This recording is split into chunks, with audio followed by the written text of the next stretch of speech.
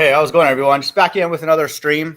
Don't really have a particular topic. I just finished my live stream with going through all the verses of the poor, and it was good. Just to read those. It doesn't. I'm familiar with those. I feel like I've done that exact stream at some point in the past where I just read through all the verses, of the poor. So it's a good reminder. I would just say for people out there who are groaning about this world, like me, and then the few people that come by here, that's the foundation of our hope, which is in those verses, and that's just a subset of them. You could find many, many more if you went through the Apocrypha and looked at all the verses in the Bible that where God's talking about how He cares about the poor and the needy. You'd probably find, pretty much, the whole Bible is speaking that narrative, but you could probably find maybe 400, I bet, or so verses, so it's not just a one-off kind of thing. And then it's the same thing with, God scattering His people. There's many, many verses, that speak to that.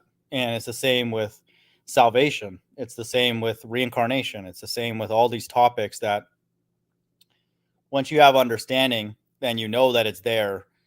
It's not hard to find hundreds, of verses to support that. So I was thinking about doing that as my last project, I guess, is like look through the Bible and find all the verses on reincarnation.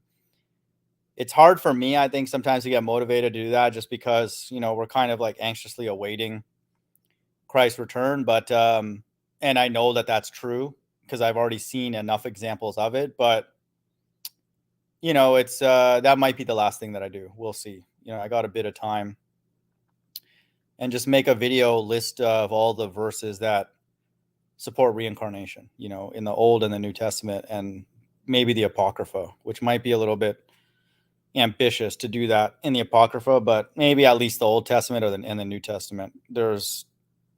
I'm certain I'll find at least like 75 or so, like at least, maybe more. So, Harry, what's up, Hey, man? what's up, Or man? ETT, what's up, dude? What's going on, man? Nothing, man. I just got up and saw you were on, man. So I just decided to hop on. I'm not sure if I'll be able to be on for too long today, but Yeah, it's always good to hop on. But I did want to say real quick yeah, that I did go back and I read the what was it Mike was trying to show us? What was that? I want to say Ezekiel, the 40th chapter and the yeah, 41st chapter. yeah. I went back and I reread those, because I wanted to see what he was talking about. Hmm. And I do see, that it looks like it is talking about the kingdom, but however, it does not go into such detail as the other account does. And even if it is talking about the kingdom, which it looks Yeah. like it is, that doesn't mean the other one is copied all this because it does not go into as much detail as the other one does. Hmm. So I don't really think that's a proof that the New Testament is fake, which is what he's trying to use that. Yeah, I don't I think that it uses the same language, which means that it's the same God. And then that temple could actually be constructed. I want people to understand there's a group of people in Arzareth that are Israelites. And so they could use that template to have a temple, and because they're going to follow God's laws still, because it's not dead. So, and they are following His laws, and they live there right now. So, but that if that's speaking as well, if it's double meaning about the kingdom, then it fits, because all the language is still there, and then we do understand that the other nations will still have some free will. So how God protects His elect from them, it's just that they're not even allowed in, unless they're part of the ceremonies and the celebrations. But so the elect don't have to worry about people coming and harming them or anything like that. So maybe they will have those kind of sacrifices still. So I don't see it as like an issue. I don't think that it's an issue at all. It's, to me, the language being consistent should be further evidence that that's the same God. That vision that Ezekiel saw is the same as what John the Revelator saw. So Mike's Right, getting right, too and deep, man. yeah, He's getting too. because I tried to call him out because there's multiple places where you can show that a couple different people saw the same thing. Like I'll give an example. When you Mhm, read Daniel the 10th chapter, I was reading the rest of that book just yesterday, mhm, and when he saw a man that appeared like the Son of Man, which was Yahushua he's seen people call Christ, he described him pretty much in the same way that John did when he seen him. mhm. So they're not copying off each other. They just saw the same thing, so they Right. described it, you know, the best that they could, Mhm, and that's just one example of, where it looks like a similar depiction given, but you can't use that to say they copied it off of that. It's just that mhm. they saw the same thing. Right. Yeah, and I think just even reading through all these verses of the poor, it's like we're spanning like all the books, and they're all saying the exact same thing. And so, if Ezekiel was describing something very, very different, then I would be worried. Then I'll be like, I don't know, then the God of the Israelites is kind of like confused or something, because like one of his prophets is seeing one thing and the other one's seeing something very different. So Let me say this. Let me say yeah, this. We got IDL in the comment section. Look, IDL, we'll let you on, but I need you to do something for me, though. I have a question and I need to be answered. I want to know if our understanding of Deuteronomy 28:68 is invalid. I want you to tell me what time in history that was fulfilled. When were the Israelites taken on ships to ancient Egypt? I need you to explain that to us. So if you are yeah, willing to do that, we'll let you hop on. But we can't talk about anything else until you can give us a breakdown of what that means. And again, if you don't want to believe what we're saying, that's cool. yeah, But what I'm asking you is what does it mean? All right, right. So you can't say that you don't know and then in the same breath say that we're wrong. You have to right, give a answer to what it means. exactly. Okay. So you gotta tell us the breakdown, man. That's the same logic of like, oh, you guys got crushed by Perry, but it's like, well, what's the right answer then? It's the same logic. It's like, well, you have to know the answer in order to say that we got destroyed. And yeah, if he beat Right. us because of like, yeah, he muted us and stuff, then yeah, I mean, okay, fine.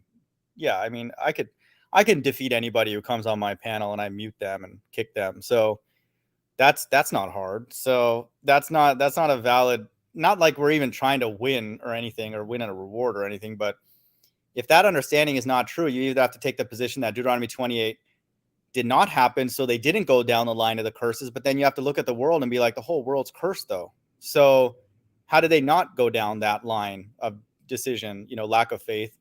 And so if they did, which is obviously true with the world, then who fits that? Like if you're the messenger of God, IDL or Mike or Perry or anybody, even Mike has to answer that. What's if Mike's listening or ever make a video explaining Deuteronomy 28:68 because he's an Old Testament guy, right? So Right. when did that happen? So Yeah, and they can't really give an answer on that. The only thing that we've seen, that makes sense to explain that chapter, is what the so-called Hebrew Israelites are bringing out. 100%. Yo, we got Reg. What's up, man? I haven't seen you in months. We haven't spoken in months, man. How you doing? Ridge. Maybe he's having a mic issue. Yeah, he always is, man. Yo, Ridge, what's up, man? Don't be shy. Okay. We'll let him get that Maybe sorted out. he's We'll let him get that yeah, sorted yeah. out. So yeah, I mean, ETT, that's a great point about that verse. I've never heard certainly the Christian church give a breakdown on that. Not even literally not even read that verse or in my life. And again, I'm not saying that I read the Bible and in my early years ever as much as I do now, but no one has ever even tried to touch that. So that's the deal. Now the teaching's out there, and then me and you subscribe to it. Right. What's our alternative to believe? IDL, if you have a position on that, I'll read it first. No, I mean the issue. What you're basically saying is, even though you cannot prove, and there's tons of discrepancies, unless somebody else comes up with something, what you're saying is true. That's Correct. absolutely ridiculous. No, it's correct. That's It is Yeah, correct. ridiculous. but wait though. You see, here's the problem though. We can show you why we believe that. But again, if Okay, you're got a saying that question. that's not Where was the book true, of you need to Deuteronomy have written? an Give me the opposite view. physical location of the book of Deuteronomy. Where was I it don't written? know. I don't know that personally. I don't know who wrote it either. Okay, it was written in Jordan. Well, And I'm not believing you just and because you here's say the it. thing: if you're going to say what exactly happened, that says in ships, are those land ships? Are those sea ships? I don't know. My point is, I don't know. Land And you're ships? What not. are you talking about? What are you talking about, dude? What are you talking about? Is there a Land land ships? ship? Is there a sea ship? Is it Come written in on, dude. parables? Yo, I know Dude, it's early in the dude, morning. I know look, it's, man, did you just wake up or like what the hell? Did you dude. fall off the bed? Or Unfortunately, land what ships? you're saying mostly is Come on. ridiculous because you can't prove your point, Chirag. You never could. This is why Perry beat you. J-Man owned your ass. And you're Wait, basically J-Man. saying When did, that what wait a you're saying second. is correct. Come on, dude. Land ships? That's a new one, man. I've never heard that. All I'm Let me saying, put that on the I'm screen. simply Let me put that on the pointing screen, out dude. I don't know, and neither Land do you. And based on your Wait, interpretation of scripture, you're clueless on a lot of stuff. well, I'll agree with all that. right. I'll agree Well, with that. I wait a don't know everything second. about the Bible. Not Wait even a No, close. clearly second. you Wait a don't. second. And you Yeah, I don't mean, know Yo, this. And IDL. I mean, you're following the stuff of the guys that preach on the street corners, no, where I you're believe in All I right, saying all believe in right. some Wait Egypt a I means no, second. I agree bondage with and all this other no, stuff. I I agree mean, I've with a heard lot that of I before. agree with some of the things they teach. Yes. No, you agree with everything they No, teach. I don't. And when you can be proven No, wrong, you don't. because, Sherrod, just a question. Are you Yeah. reading a Bible that's a copy of a copy of a copy of a copy and a translation and a Yes, I translation and am. Yes, translation, I am. right? Yes, So we correct. can agree with that. Yep. So you really don't have a clue what you're reading. Can we Well, agree with no, that? I know Yes, what we I'm can. reading. If all those things have fabricated and made it not true, then we're going to see it not being true in real life. That's what we're going to see. No, But once again, you're one second, finding as a Jesus in a one slice of second, French as a toast, text. which is making what you're saying ridiculous. Yeah, let me just clarify that point. So yes, as a text, did those people that were writing those, John and all that, somebody else wrote it for them, no doubt. And Ezra, somebody wrote it for him, and then that person wrote it down and maybe passed it to somebody, and then it got Okay. all that. We know that it's been gone through multiple hands to get here. But the cool thing about it that I just reiterated with my last live stream is that they all have a consistent message. That's why we trust them. No, they don't. Well, that's your opinion. No, they don't. Well, that's your opinion. How many witnesses to the resurrection? Oh, hold on. We got Eric Dubay in the back chat. Let me let him in. How many witnesses to the resurrection? I'm just kidding. I'm just joking. 1, 2, 5, or 500. What's that? I was trying to change the topic, IDL, because you're just annoying. No, I'm fully aware of that. This is when you get smacked around. This is what usually Wait, happens. wait, By the wait way, a second. IDL, Wait. every argument you make from now doesn't make sense because you said land ships. Okay. Dude, I'm simply pointing out that there is shades of gray in this. No, there's no such thing as a no, land actually ship, there sir. is. No, and, there is not. And No. you were agreeing. No. You're reading a translation of a translation of a translation. Okay, and a copy of a copy of a copy. So Yeah, you really don't know what the hell you're reading. Intelligent We back agreed and on that. forth, You don't but know what you're talking about. the We can land agree on that. ships, that takes the cake, dude. That takes Dude, you don't even know what you're reading. How many Christian Bibles exist? How many exist? What translation are you using? You have no clue. One second. I don't believe the English to be authoritative, so I agree with you on That's that. that's wonderful. Then why don't you read it in God's language? Or are you afraid Well, I of do God's sometimes language? when we have to. Why are dig you deeper afraid into of a God's word. language? I'm not. I just Why? lazy. I don't Sure have you the are. time. You never. You're 40 years old. You're an engineering student. You're obviously educated, but you never Right. thought that maybe I should learn Hebrew. No, but Why? I don't have time, Because man. that's going to like blow your shit If I up. could do my Come life on. over again, yeah, I would have for sure. Yes. No, give me a break. You could do it now. Look, I could have a 5-year-old learn Hebrew. Ideal. I got a tee off time tomorrow, and then the day after, I'm busy, man. So I don't have time. That's wonderful. Find excuse after excuse after excuse. I got Can I chime in real Yeah, quick? go ahead. Because I've been waiting to talk. IDL, man. What I'm trying to ask, right, is we understand that you're saying our understanding's invalid, and I'll accept that for argument's sake. Let's roll with that for now. So all I want to know is, could you tell me when and how this happened? That's all I'm trying to inquire. And I would don't say say that it land happened ships. It's got to after be the in the year water. 70. That's got what to be I in the would say. water. Okay, when did this happen? Now your problem is that you're going to decide what's a parable and what's not, and what goes on in that You little think it's a Monday parable? Come on, You think Deuteronomy 26:8 is a you're parable? reading a copy of a copy and a translation and translation. You have no idea what you're reading. This is why you've got hundreds of Christian Bibles. Okay, you didn't have the decency to learn Hebrew to read it in the original language. I did. I think I have a little more authority than you do here. Well, let's read it. Well, break it down in the original language. Let's go through it. I'd actually like to hear that. And exactly how do you break down the semantic? You're the one that made the comment. Oh, it means redeem. You have no clue. You're listening to the guys in the street corner. So you're being a drone. I'm sorry, but you are, dude. What's wrong with people teaching on a street corner? Does that make them not credible? Because they're credible? teaching bullshit, and these are the same people that continually teach different stuff IDL, depending relax. Let after me they get explain. their asses IDL, blown relax. off. Take a break. Just take a break. Just so you know, we don't trust people in hospitals anymore either. So Actually, no, we don't trust people based on a lot of different variables. I'm just But letting what you does know, that a lot have of to people do that come with by con here. artists on the street Well, no, corner? you're saying that not to trust people just because they're on the street. I'm letting you No, know because, that you don't. well, you know what? Dude, When I if you see don't a let me con finish my artist, point, I I gotta treat kick him you. like a con artist. If you don't let me IDL, finish my point, gotta I'm be gonna kick civil, you. man. You Right. gotta I be am being civil. civil. I'm contrasting Let the us fact talk. that nowadays we go to like holistic people. We don't trust people with just a white lab coat anymore. So Okay. we Your trust point. people who are not in it for the money, and some of them are not in it for the money. So that's What's the your deal. point? I'm still not following you. No, what does that have to do with con you're trying to artists on the say street corner? just because they're on the street that they're not trustworthy. Can I ask you a question? Why are there multiple camps? Does it have to do with money? Yep, it does. Yes, it does. And so Agree with these you. are the guys that Correct. you're going to trust, even though that they've been proven liars over the decades, but you're still going to trust them because No, we of what don't. goes on We that little disagree with video. them regularly. Relax, I Pardon? don't. We disagree with them regularly on lots of things. Okay, great. So why are you agreeing with them on this when you don't even know the language? Okay. I want to chime in. So IDL, but this line of reasoning, how is it then that I could ask any Jew about certain subjects and some of them would tell me different meanings to it? So by that Oh, I same could line give of you logic, why would you classify very easy. yourself as Very, being a very Jew easy. then if they don't all agree on it? I'll give you it very, very easy. People have different opinions. Okay? And nobody ever said that the book was 100% in one particular way or 100% in another particular way. This is why you have so many different branches of Christianity and you basically have 3 branches of Judaism. Okay? I'm not going to say that I could read it and I say, okay, this is what my opinion is, and somebody else could read and they could have a completely different opinion. That's easy enough to happen. Why do you here's think? the deal. Why would you have IDL. so many branches of Christianity if it was absolutely perfect? Dude, relax. We in ETT, we don't subscribe to Christianity. So why are you bringing that up here? Yeah, I know, but you're subscribing to your own twisted reasoning, which is the same damn thing. That's why you're here. Why don't you? Let me read Kana then. Let me read the word in this original language. We're talking about the word by you. Fine, then read it in Hebrew. Let's hear it. Sure, but I'm just going to give the definition that we have available here. Okay, so you can't read it in Hebrew. So basically, you're reading a Well, if you want to translation pull of it a up, translation and Yeah. a copy of a copy. Okay. I mean, this is the Strong's definition. Yes, strong. A Christian source that has absolutely no Jewish sources in it, because God forbid you have the people that know the language to actually All right, give just you if you don't let me, I'm going to read the That's definition. brilliant. If you That interrupt, is I got to put brilliant. you on mute. All right, cool. Let me just read the It's definition. brilliant. All right, so you can clearly tell that he's upset, which is fine. Let's read the definition. I'm just going to read in the Strong's definition.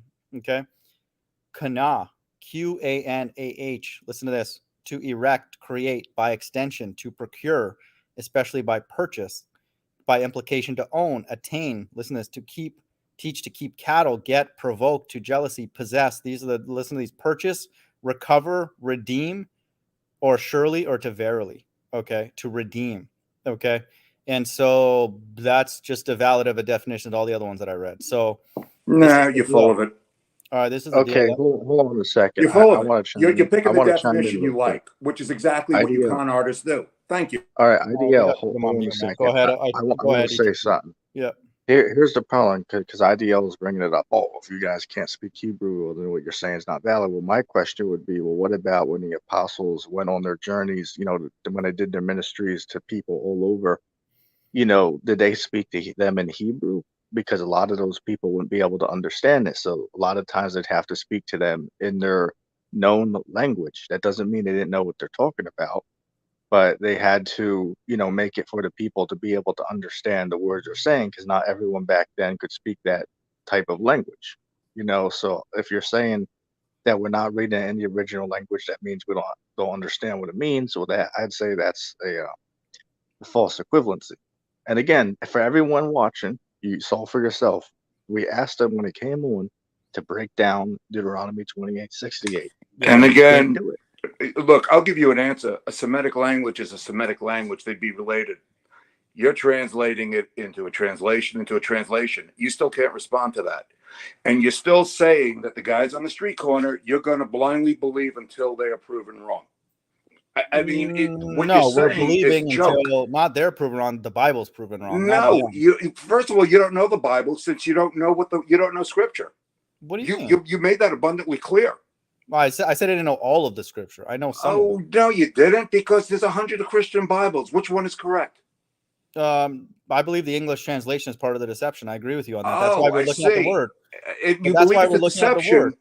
But Right. wait a minute. That's yeah. That's why we're looking at the word here in the Hebrew and the Okay, Greek. whether it's right, available. because you're using a non-Jewish source, so don't use the source of the people that actually know how I'm to never speak the going to use a language. That's Jewish brilliant. source because those are the fake Jews. So I want a No, true fake source. Jews, right? The ones that know the language. No, Jewish Because is not a Jew. Dude, That's a I different could thing. understand why you were in a mental institution. No, I Because wasn't. you're None of us were. mentally Relax, deranged. dude. What No, you're I don't want to hear saying any is insults like that, or stupidity. else I'm going to kick you. No, we're not So listening to that. kick me. Go fuck yourself. All right, fine. So the Jewish people, just by the word itself, are not the true people of God. Okay, they're Jewish. So we're trying to find out who the Jews are. Okay, and clearly, You know what's funny, man? yeah. Go ahead. Go ahead. Yeah, I was going to say. You know what's funny? Yeah. You know the funny thing is, man, isn't it a shame that we have a man, because he's an older man. It's Right. totally a damnable shame Yeah. that a guy of such an old age acts like such a little ass kid. Agreed. It's unbelievable.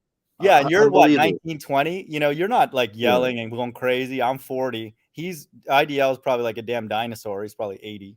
So why is he acting all over here? Here's why we know that he's outraged, is because he's finding out that his narrative of his people does not fit the book. It Right. doesn't fit, And what do ETT benefit from this? Like we're not paid by the Illuminati to push this narrative, or by the Hebrews. They didn't pay us to teach that. We believe that God told us this. And so that hurts his feelings. So I don't care.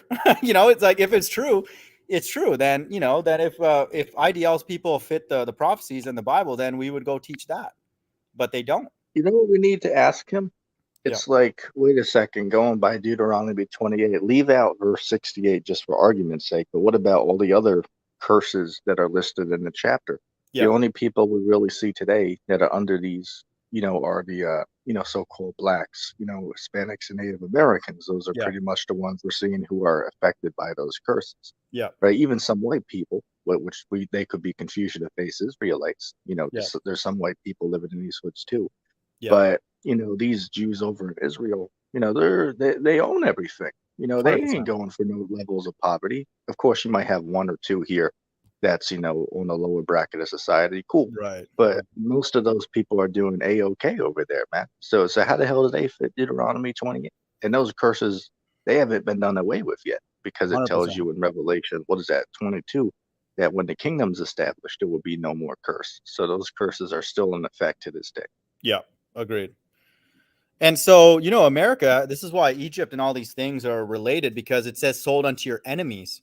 So America is not an enemy of Israel. Like, I'm talking about the state of Israel. So they're in alignment.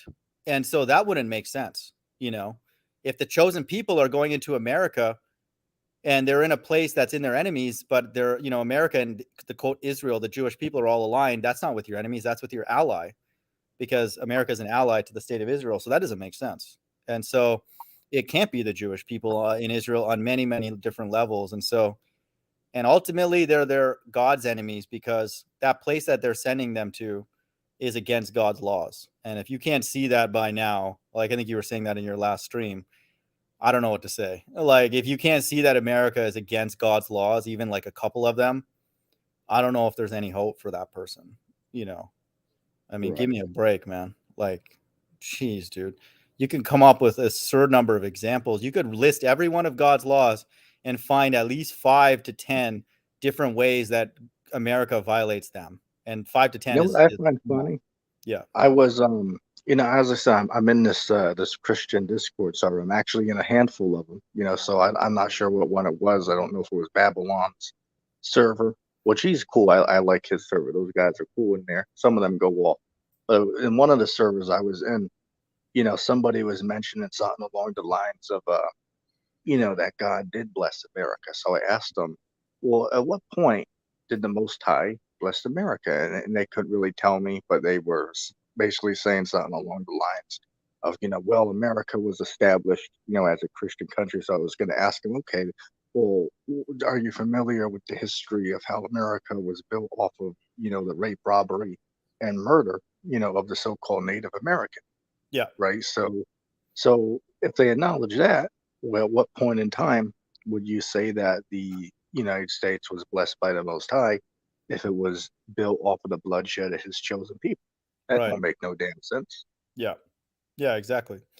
And if they did repent, like in Nineveh, that account, God wouldn't destroy it. He'd be like, oh, okay. You guys are starting to like care about righteousness and you're going to look after the poor. You're going to give people things to do, this and that. You're not going to rob people, not going to go and invade other nations, steal their goods. Then it'll be fine. Then God would bless it, give people things to do. And then the Israelites would have to be in power for that to be the case, to ever be the case, because they're the only people that understand and know God's laws and then live by it. So we have the opposite of that, So that's a good point. Right. People are like, make America great again. Like that's a misnomer. Okay. Those mega hats are Antichrist. Because like ETT saying, America's never been great. And not only that, it's going to get burned with fire. So we'll see. Unless you're an IPR, then it's not. So no worries. Oh man, that brings to mind, because you mentioned Trump. That brings to mind this guy. What's this guy? Jurassic Liars. Yeah. On there talking about. You see, his whole thing is what he's saying, and I don't want to misquote him, but he's saying something along the lines of the two beasts that you read about in what is that, Revelation, the 13th chapter. The one is talking about Elvis, and the other one is talking about Trump. Yeah. That's what he's talking about. And that's all he talks about. That's literally the only topic on this page that he talks about. You ask him anything else about the skibbies, he doesn't know. That's the only topic that he talks about. That's kind of like and these one-trick ponies too. Even with Mike, like we don't mind talking to people, but if you're only pushing one thing and we know that it's just not correct or, and not genuine, then that means that something else is going on. You know what I mean? If you can't bring anything out that supports the Bible, not even one or two things, then because there's so much evidence that the Bible is true, but if all you're pushing that it's not true or something ridiculous, then we know that, you're just a pretendo. As Quantum Eraser would say, a pretender clown, or that's what he would say. Yeah. One of the flat Earth high priests. That's what you are. Then you're just a pretender clown. He would call ball earthers that. It would make me laugh. But yeah, man. I mean, I don't know what to say. Like that narrative is true, and that's why we have to be living in the last days too. Because me personally, and I think ETT will agree with me, I can't even imagine a different understanding of Deuteronomy 28:68. I just can't. In the future or in the past, if you look through history or whatever, I wouldn't know, so, and, it would have to be in Egypt and enemies and all that. So, right. I don't think it's not going to get pushed in the Christian church. They haven't, I guarantee you, if you did a study, how many times has that verse been read in the quote unquote Christian church? You could probably count it on one hand if you're even lucky. Right. So yeah, that's telling of the times that right. Right. As I said, man, for those of us that come around here, it's definitely no doubt that, so-called blacks, Hispanics, Native Americans, those are the Israelites of the Bible, because there's really no other contenders, that fit what the scriptures speak about other than those groups, So anyone that disagrees, I mean, well, there's a whole host of, questions we got to ask you then. Yeah. Because first of all, the big one is a vast majority of the Jews would be in the last days, they'd be living in Babylon, right? That's where they would be delivered. Of course, you had some, all around the world. That part's true. Yeah. But the vast bulk of them would be dwelling in Babylon. Right. So if the Jews are primarily over in Jerusalem, well, that wouldn't make sense going by the scriptures. Yep. Yeah, and it can't be literal Egypt because no one there is crying and weeping and wailing for salvation like us. So it can't literally be Egypt either. So if there were people in Egypt, let's just say, use that example, or let's say modern day Jordan or wherever in Babylon, ancient Babylon, or wherever Sodom is in that region, they're definitely not going to be looking for salvation. Give me a break. You see, we asked them, asked IDL, we asked him, because again, everyone witnessed it for themselves. We invited him on, but the one question we wanted to address first is, when did Deuteronomy 28:68 happened. We said, let's put our understanding to the side. If we're wrong, let's roll with that for a minute. You tell us what it means, so he couldn't Yeah. demonstrate, a time where the Israelites were taken, back to Egypt by land ships. He couldn't give us an example on that. He was Yeah. just, oh, it's like, well, wait a second. If we're wrong, well, show us where these Israelites were taken there on land ships, as he hmm calls it. So, I mean, utterly ridiculous. hmm Here's another verse to support what ETT is talking about. This is the North Country in Jeremiah, but also here, 2 Ezra 15:11. But I'll bring them with a mighty hand and a stretched arm and smite Egypt. So it's talking about salvation being headquartered in a place called Egypt, which is again exactly consistent with the narrative of the whole Bible. And so even in 2 Ezra, it's the same thing, that salvation is going to be headquartered here. Let me start in verse 10, 2 Ezra 15:10. Behold, my people is led as a flock to the slaughter. I will not suffer them to dwell in the land of Egypt, but I'll bring them out with a mighty hand and a stretched arm and will smite Egypt with plagues as before. That's the key word, as before, and will destroy all the land thereof. That's also another key phrase in Revelation 17 and 18. So this has to happen again. So you're going to have to look for a place on earth where people are crying out for salvation. Is that Egypt right now? Really? People are crying out for salvation from God in Egypt? Where? Send me a video. There's definitely a few, but it's here. Okay. Right. So the narrative fits. So how's the Apocrypha saying the same thing as everything else? Maybe just a coincidence. Well, and I don't know if you know this, but when we were talking with Mike the other day, I don't know if you called it, but I was mentioning something about, the book of Ezra, and then he commented and said that, oh, well, that's not inspired, right? Ezra is not inspired anymore. Mhm. So I can't confirm this, but it looks like he's throwing out the Apocrypha, or at least that book. So I mean, Yeah. that's a whole nother subject in itself. I mean, how the hell can you throw out that book? He Because has I to though, even because showed there's him. too much consistency with that and Revelation. So if he says the Apocrypha is okay, and then we point out that which we just read is consistent with what we just read, in Deuteronomy and in Revelation, then then you'll be like, well, how do you explain that? It adds more Right, consistencies between the two books, the Old and the New Testament. So right, first of all, I want people to know there's no real like Old and New Testament. That's just a way that people again have manipulated the Bible. There's God's word, period. It's all the scriptures that's inspired by God, everything. And so, yeah, we believe that a lot of it is represented in the Bible, but that's not the only scriptures. There's the definitely Second Ezra is inspired by God, 100%. It's literally coming true. Right? I don't know what to say. Like, I mean, it's literally happening right before our eyes. So, like, how could it not be? I mean, give me a break. So right, if it said something different, like, oh, I will smite some place that we didn't understand, then we'd be like, I don't know what it's talking about. But it says the same thing. So I don't know, man. right, right. Yeah. Yeah, What I yeah. do find with what's Go going on ahead. with Mike, because I asked him, okay, would you put the diaper on and then go and heal your kids or whatever? And that's the first step. Okay. He did that. I understand because I'm doing that too to go play golf. I'm a bit sort of understanding of that. But you never know if these people are really stuck here in this world. And then let's say they ask you to do the hokey poke before you go in, you never know. And he didn't answer in the chat.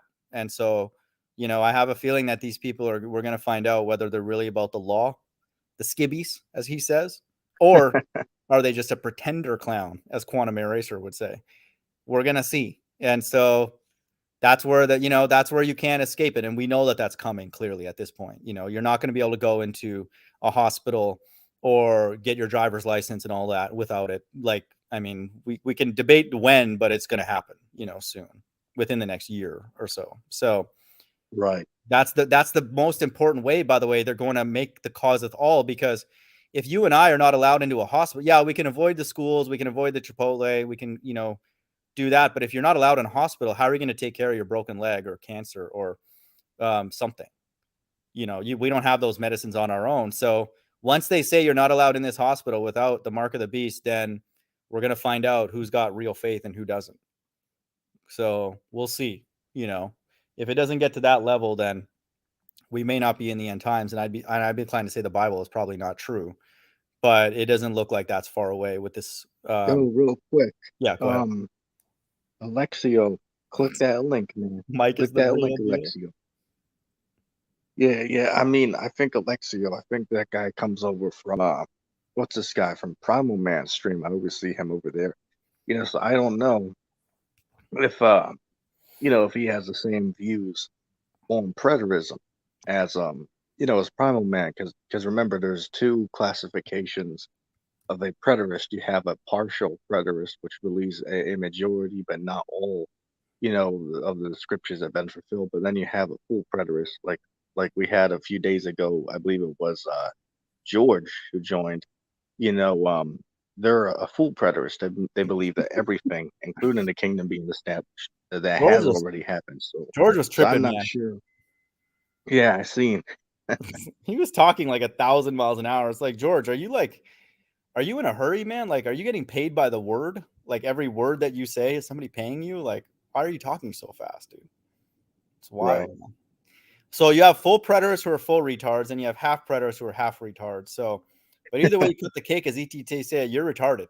So if you're trying to squish the entire Bible, all of it, in the past, that's impossible.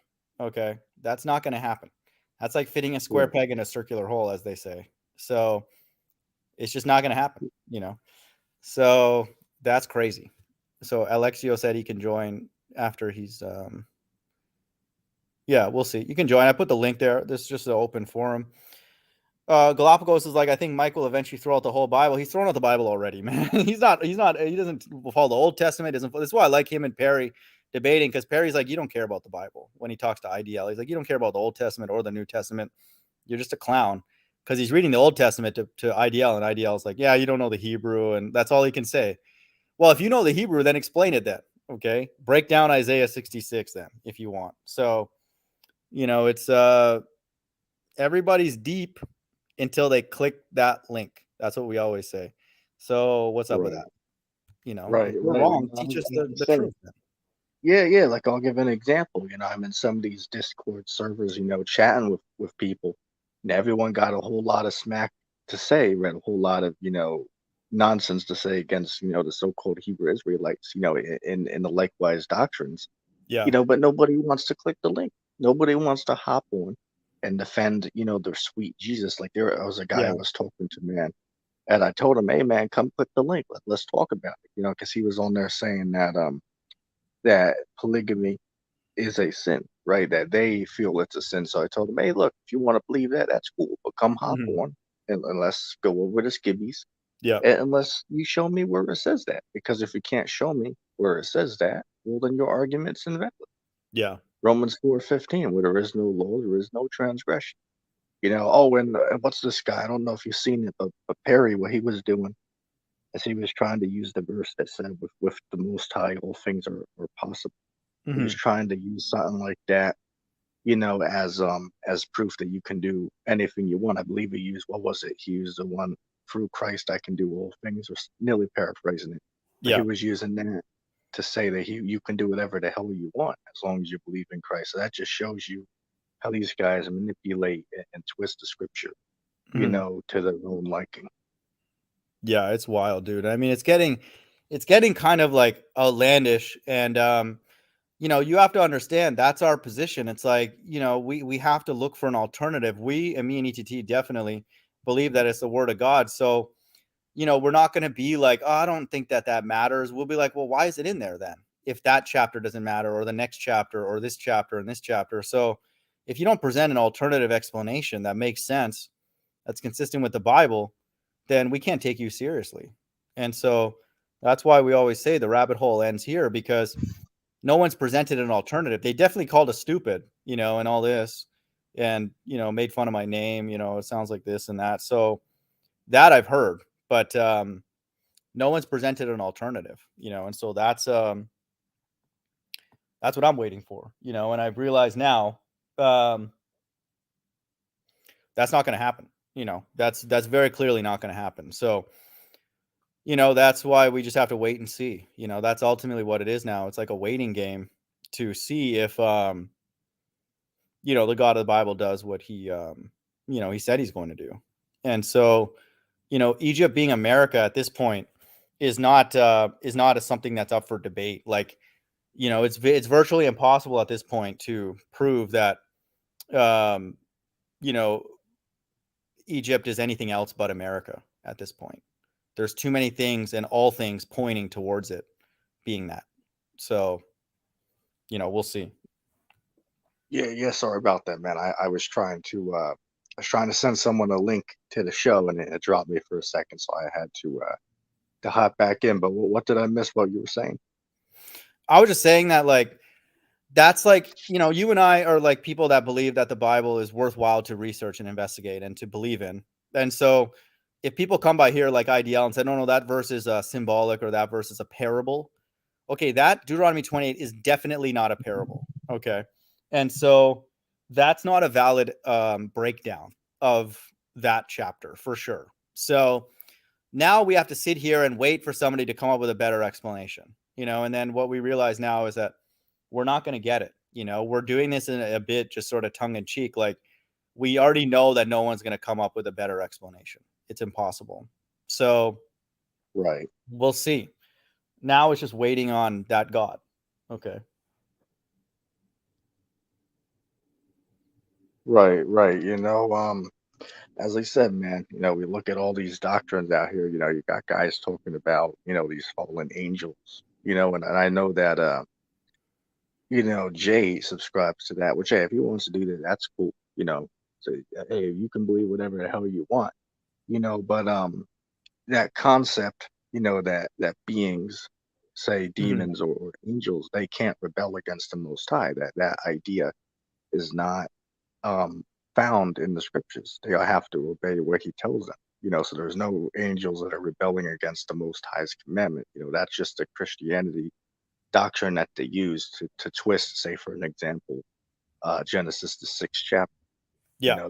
That's not in the scriptures. And we know by going by certain precepts, 1 Kings 22, Job 2, what is that? Mark 5, to give a couple of examples of Yeah. where the demons and even Satan himself are directly under the authority of the Most High, or Yeah. his son.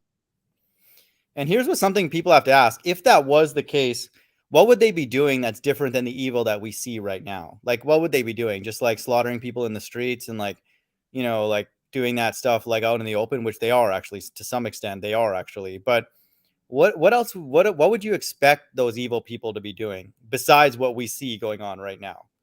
So what are people talking about? Like, there's going to be more evil coming here from the sky or something like that. And like, what are they going to do? It's barely livable right now. So that's wild, dude. And that's why, again, like the Christian church and a lot of them are just completely evil. Like, they love evil. Like, they want more of it. No, the Antichrist is not here, according to Call for an Uprising. Okay, they're like, oh no, the Antichrist will be revealed, and then the mark of the beast will be ushered. And Perry's like, oh no, I'm like, Perry, what's the mark of the beast? Like, I don't care, I'm not going to be here. That's what he said. He's like, it doesn't matter, I'm not going to be. What the most ironic part is? Here's the funny part. If you ask Jurassic Liars, because again, the only thing he talks about is this Trump and Elvis, being the Antichrist. That's the whole thing he's saying. But here's the ironic part. I asked them, okay, cool, let's roll with that idea for a second. So what is the mark Elvis or Trump is going to impose on all of us? I asked him, and he said he didn't really know what it was. So, I mean, so you're sitting there saying all this, but the most important part that you should be warning people about, according to even your understanding, because that's the the main buildup of the chapter. You don't even know what it is, and you admit you don't know what it is. So why the hell would we believe what you're saying? Yeah, agreed. And so, this is the time that we live in now where I would say that, you just sit back and just pop some popcorn and swig that Red Bull, man, and let's see what happens. Because the other breakdowns of the Bible are complete nonsense. It's just completely ridiculous what's going on. And so it's a good time. Honestly, it is, because if you look at the hours, and we're not saying this to boast, but the amount of hours that we've spent in our life reading the Bible, it's a good chunk of it, for certain people. And so that's not for nothing. A person out there who invested their time, even if you just started recently, that's time well spent, because all the people who didn't bother to read it, they're not going to know what's going on. And then it's going to be very obvious when they open their mouth and try and break things down that they don't know what's going on. So now it's just time to see, whether God does what he says he's going to do, which at this point, it's very hard to make a case for the Bible not being true. Like, well, who made this earth then? And the All right, deception. hold on a second. Hold on a second. Rebel brother, click the link, man. Click the link, Rebel. You're saying that let me read this real quick. He said Genesis chapter 6, 1 to verse 4 literally talks about the fallen angels. What do you mean, ETT? Okay, so oh, and then he said, and didn't Satan rebel against the Most High? LOL. Well, hey, Rebel, click the link, man. Let's talk about that. Let's discuss that because we view that differently, but if you see it different, then hop on and let's talk about it then. Wait, Because he's you've still been pushing coming that around. stuff? We Yeah, understand yeah, that he there are just, those fallen, okay? We understand that they're fallen and they did things and all that. Well, I guess all we have to ask is, why are you going to the first book talking about the last book? Okay? We understand there's parallels and all that. And so all those evil souls and all that, no doubt they're on this earth right now. We don't disagree with that. All the ancient Sodomites and Egyptians and all that. But yeah, but my he's question is, saying, yeah, what he's saying, I'll read it again. What he's saying is the sons of God in Genesis 6 are talking about fallen angels that rebelled against the Most High. I mean, you'd have to show me that because we know by going by other precepts that the sons of God refer to the children of Israel. All you need to do is read, I'll give one example, Psalms 82 and 6, right? It says that we are the sons of the Most High, right? The children of the Most High, right? So the sons of God in Genesis 6 are the Israelites. They're not talking about angels that came down and slept with human beings. That's a Christianity doctrine. And as far as Satan rebelling against the Most High, that's not, we don't see that concept in the scripture. You can't go to Isaiah 14 because Isaiah 14 was talking about the king of Babylon. What it mentioned, how he wants to set himself above the Most High. It's a parable about the king of Babylon. So, I mean, you can't use that right. one, man. Are you coming with that Christian doctrine? So as I said, if you want to talk about it, click the link, hop on, and we can have a friendly chat about it. But I mean, you know, you should already know, man, that's totally false. You've been coming around here long enough, man. Yeah, agreed. It's like, it doesn't make sense. Like, what would, if evil people came and were part of Bluebeam and all that kind of stuff, like, what would they do? Like, would they fight against the world? Would they help the world, and help the world do what? So if there's like this fallen going to be Project Bluebeam or whatever, it's like, what would be the logic of that? Like, what would be their purpose when there's already a lot of evil on the earth? Would they make it more evil? What would they be doing? And so that whole narrative doesn't fit. And so everything that's happened in the past, whatever it has been, Nephilim and all that, God ordained that. Okay. It's part of his movie. And so there's evil. God made a lot of evil spirits. And if you don't know that that's true at this point, I don't know what to say. Like, look outside. Okay. I mean, there's like billions of souls that are evil. So, I mean, how many more do they need to accomplish what they're going to do? Doesn't make sense. Right, right, And Rebel's like smart. Like, he's not like a troll or anything. Like, he's not like, he knows he knows the earth is flat. He knows Christ's skin color, lots of right. things. Yeah, I'll So, give Rebel credit. I'll give him credit. I believe he was talking to Perry just, I don't know if it was last night or the night after that. I was listening in, and they were getting the beat down by Rebel, man. He was clearly cutting them, 6 ways to Subway, just like what we did to IDL. yeah. But yeah, Perry, that's just a damn joke, man. So I'll give credit to Rebel. He clearly served them, up, that Mhm. night, man. They got cut to shreds. And Yeah. as I said, the one skibby that totally is the nail on the coffin for Perry and the sidekick Timothy is Yeah. Matthew 5 verse 19. Right? Any man that teaches men that they should disobey the very least of these commandments Mhm. will be the least in the kingdom. So Perry Right. is saying you can do whatever the hell you want. So he's Yeah. clearly cut on that.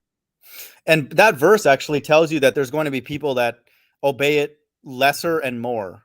So Perry's just saying he obeys it all. So like his congregation believes that they're all going to be that way, but the Bible says that there's levels to this, as Tahar would say. So that's not what, the Bible doesn't teach that. Oh, you just say the prayer and then you're perfect and then everybody in there is perfect. That's not what it says. So what's up with that?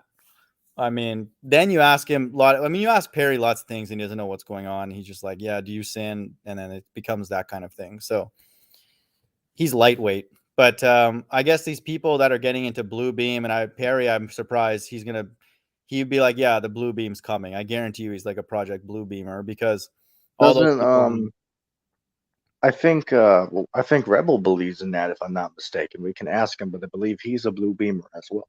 Yeah. Yeah. And, you know, that's that. You just got to think about that practically. Like, what's the point of that? You know, so the point of that is, you know, it's what the Christian church is going to use to explain away the salvation, you know, and so they'll be like, oh, those are aliens and they abducted people, and then that kind of stuff. And so God's left hand side will use that and be like, oh, these people disappeared, and then there's more chaos, and then that'll be the explanation for the economy crashing. And they'll be like, hey, look, it wasn't us. You know, these aliens came and did all this, and then that's going to be what they'll use, and then they'll use the source and all that to get their mark out even more. So that's what the world is setting up for right now. A Rebel must have bought a flat Earth starter kit. Yeah. Maybe he bought it and then he threw away some of the other items, you know, like he threw, you know, Yeah, he didn't accept all of it, but he's still clinging to one or two of those little trinkets in the flat earth starter kit. right, Get yours for $6.66. So what do you got to be a right, flat earth starter kit? Well, you got to be a simulation theorist. You can't believe the Most High is doing it. You got to believe that Christ is white for sure. You got to believe that Project Bluebeam's coming, and you got to believe that Trump is Antichrist or something like that. Okay. And you've just gone full retard, basically, if you believe those things. That's crazy. So, right. you know, for the people You out know, there, so stay away from a lot of these flat earthers. They're too deep, man. Really, Trump is Antichrist? Are you kidding me? Of all the billions of evil people on this earth, Trump is the one Antichrist. Trump's not really doing anything. Like, he's just funny, actually. He's kind of neutral. He just kind of makes fun of people. That, you know, that's it. So, what power does he have? right. Yeah. Let me see real quick. Let's see. I'm just reading the chat real quick. Yeah, me too. See what's going on. You know, I was thinking the other day, man. I was thinking back to 2012, right? Because everyone back then was thinking about the that the world was going to end that year because of the Mayan calendar, right? So I Yeah. was thinking back to that, and I remember there was this one story that I heard where somebody was so convinced that the world was about to end, and I'm not giving every detail, but from what I remember of the story, they basically stole a school bus or something, and they were basically taking people off the street and holding them hostage inside of the school bus because they were trying to save their life from the world ending or some madness like Mhm. that. Somebody was so convinced that the world was about to end that they were going around kidnapping people in a school bus to protect them from the world ending. So I mean, Mhm. that's just these people are bugging out here, man. I remember the Y2K bug, dude. Oh man, the number's gonna flip to 2000 and everything's gonna crash and, you know, burn and all that kind of stuff. So it's wild, man. You know, again, I want people to know the end times, Christ says, is going to be marked by people eating and drinking and giving into marriage. So a majority of people are going to be caught unaware. You know, they're just going to be like, yeah, everything's fine, you know, and then all that. So that's crazy. You know, that's just shows like the kind of world that we live in, that there's only going to be a few people in the know when it happens. And the rest of the world is going to be marvel at it. And they're going to be afraid because they've never seen anything like that, even close in their lifetime. And a lot of us have definitely not even, obviously, people have had UFO encounters. My brother had a dream actually of one. And so, no, that's an inside joke, but ETT's brother has had one. But, you know, people are getting, I wouldn't be surprised now, more and more people are getting not just UFO encounters, but UFO dreams like ETT had. So, me personally, I don't, you know, I haven't, not recently. I've had some, like, not like specifically about that, but just kind of being swept up into like kind of a hurricane sort of thing, but nothing to make a video on or anything. But, you know, I wouldn't be You know surprised if, what I find funny? I was listening just the other day. I was watching some of those, UFO videos on the internet where people were record, unexplained things in the sky. And there is this one I would perceive was, a religious person. They were seeing it, right? These orbs in the sky, and they yeah. were like, "Oh, see, those are demons up there. Those are demonic, entities, that are, flying around, and what people call UFOs. They're gonna, stage an alien invasion real soon." So I was thinking to myself, it's like, so here it is. Those are actually what he's seeing are the chariots of the Most High, like the angels are in there.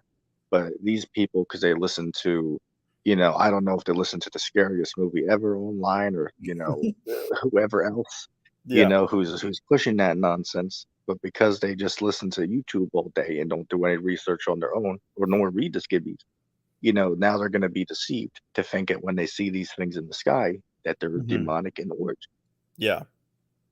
I was even golfing with an older guy, and he had no reason to say this, but like he was like, "Oh, the aliens are here," and it's like even the world knows that what's out there is alien. It's like why would you use the word alien to describe something? It's like they already have a preconceived idea that everything here is righteous. That's the point. We, the people who have a brain, realize that everything here is unrighteous. So if anybody were to visit and take us away, we'd be thankful, you know. Be like, great, okay, perfect. So because we don't want to be here. So they've been programmed for a long time through those movies and stuff, Alien Encounter and Independence Day, and we Right. watch those movies too. We view that we for a time in our life we viewed like the only people we can trust are people with a lab coat and a government ID, but now we realize, oh shoot, do not trust those people. So you know how IDL is like, oh, those people on the street corner, and that's all he can refer to them as, street corner this. Yeah, we go to people who are just everyday average people now. I watch health videos on YouTube from like, you know, um, people who are like, in holistic medicine, and stuff like that. I don't listen to like doctors and stuff, MDs. So the word Right. doctor means to fabricate. You doctored a note. That's like a fabrication. And then we know what pharmacia means. That's sorcery. So we know what's going on now, man. And it's funny when these people squirm, like IDL in the chat. He's writing all these, he's going crazy. Literally, IDL is having a panic attack in the chat right now. And he's just bugging out because, like, we don't believe what he says anymore. So Right. it's funny, man. But your family is going It's to freak true. out too, man. Everybody's family and your friends are going to freak out when you're like, no, I don't trust the system anymore at all. They're going to go crazy. They might actually try and harm you. You never know. So that's why we got to be diligent, and careful how we move around, you know. So think about that. Right. Right. Yeah. Yeah, definitely, man. It's just, as I said, it's crazy what's going on right now, man, because, keeping up with the war, over in, Ukraine right now, man, Mhm. Primal Man will still be there in the back chat saying, oh, don't worry about that. They ain't nothing to worry about. Those believers are still in the kingdom today. Yeah. He's got his cigar. He's doing Mhm. good. He's got the window open, nice cool breeze. He's got his Bible open, which he doesn't understand what it's saying. And the one thing I liked about the guy that joined yesterday at the end, I think you recommended him to come here. Right. He was like humble, like he understood that, oh, shoot, I didn't read those verses, or I haven't read them recently. Because we talked about Christ bringing fire to the earth. And you could tell he had actually a genuine disposition. He didn't get angry and be like, oh, what are you talking? Because we brought out multiple precepts. And so a lot of people, they didn't realize that the God of the Bible is bringing fire to this earth. And so you can't come in the spirit of Christ is here just to bring everybody together or anything like that. Right. Once you really read the Bible, I'm covered by the blood of, yeah, God, you're going to be covered by blood for sure, but not by the blood of Jesus. Okay. If this God is real. So, I give that guy credit. I can't remember his name. He had like a Hebrew name, but we did the same thing. I mean, we were in the Christian church. We read the Bible, cherry picked a few verses, and then now we read the whole thing and we realize that this God is about destruction, killing. So, And going back to his statement, what IDL said about, these guys teaching on, he called them basically bums on the street corner is what he was basically calling them. yeah, Here's the thing. We're not just taking down everything they say, we're not looking into it, because that's what I think he's getting misunderstood as. What yeah, we're doing is we'll hear them, right? A lot of guys like myself, I didn't find them on the street corner. I found them putting up videos on the internet, and I was listening.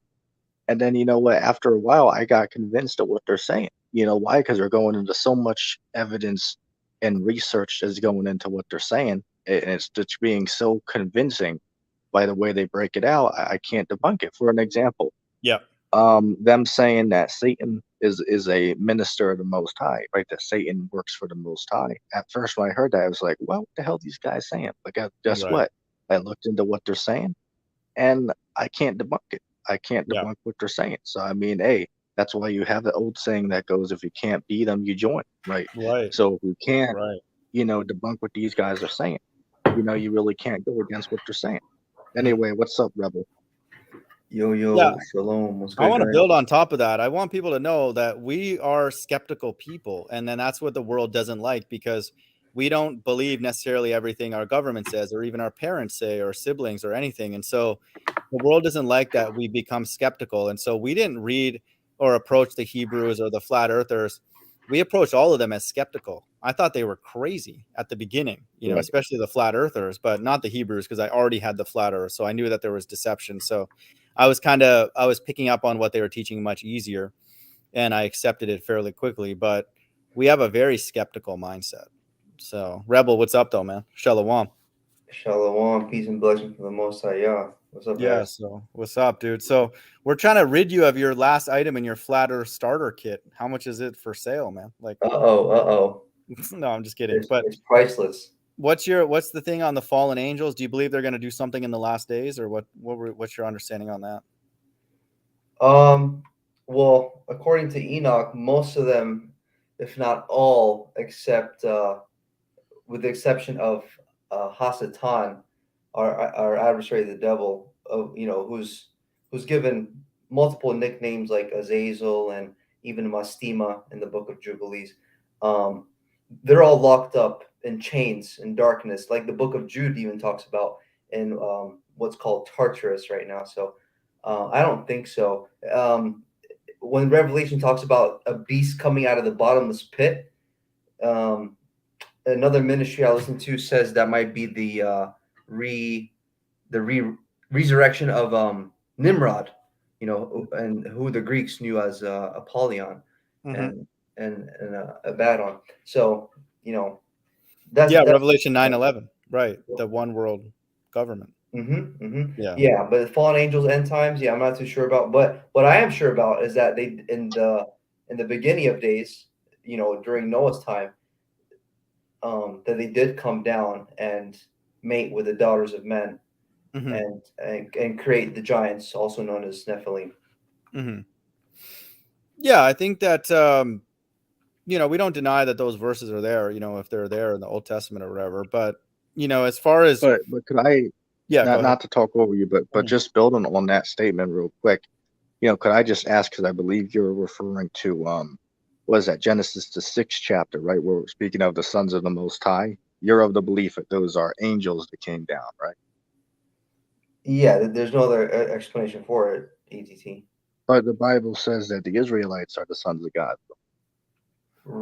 I I understand that, but when you look at how early this text is in here and the context of it, you see that the Israelites, not only were the Israelites not even a nation yet, but Abraham was not even born, nor was Isaac or Jacob. So the Israelites couldn't have even been, in existence during They during existed the from the context. foundation of the world, but it's they weren't like in a lineage at that point, but I mean the Israelites have existed from the beginning.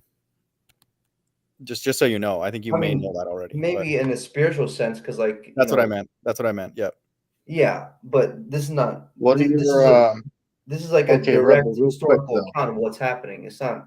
Okay, but Rebel, real quick, I got a question for you. What do you think about just going along with this, because you're saying that angels came down and laid with humans. So what do you think about Luke chapter 20 verse 27 on down? Mind it, go. Can you read that for me real quick?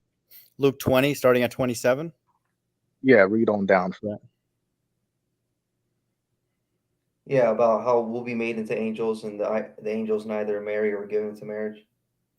Yeah, Luke Right. 20, So the 27. angels, go ahead.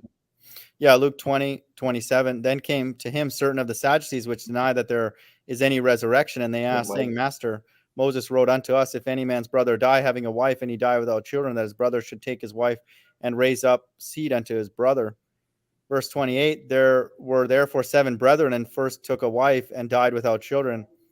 And the second took to the wife and died childless, and the third, and so on. Verse 33, therefore in the resurrection, whose wife of them is he? For 7 had her to wife. Jesus answered and saying to them, the children of the world marry and are given in marriage, but they which shall be accounted worthy to obtain that world and the resurrection from the dead neither marry nor are given into marriage. Neither can they die any more, for they are equal unto the angels and are the children of God, being the children of the resurrection. That's in Right. verse So 36.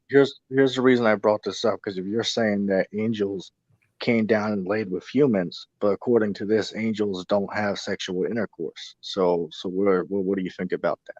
Well, it didn't really say sexual intercourse. It just said marriage. Well, according to the Bible, what is marriage though?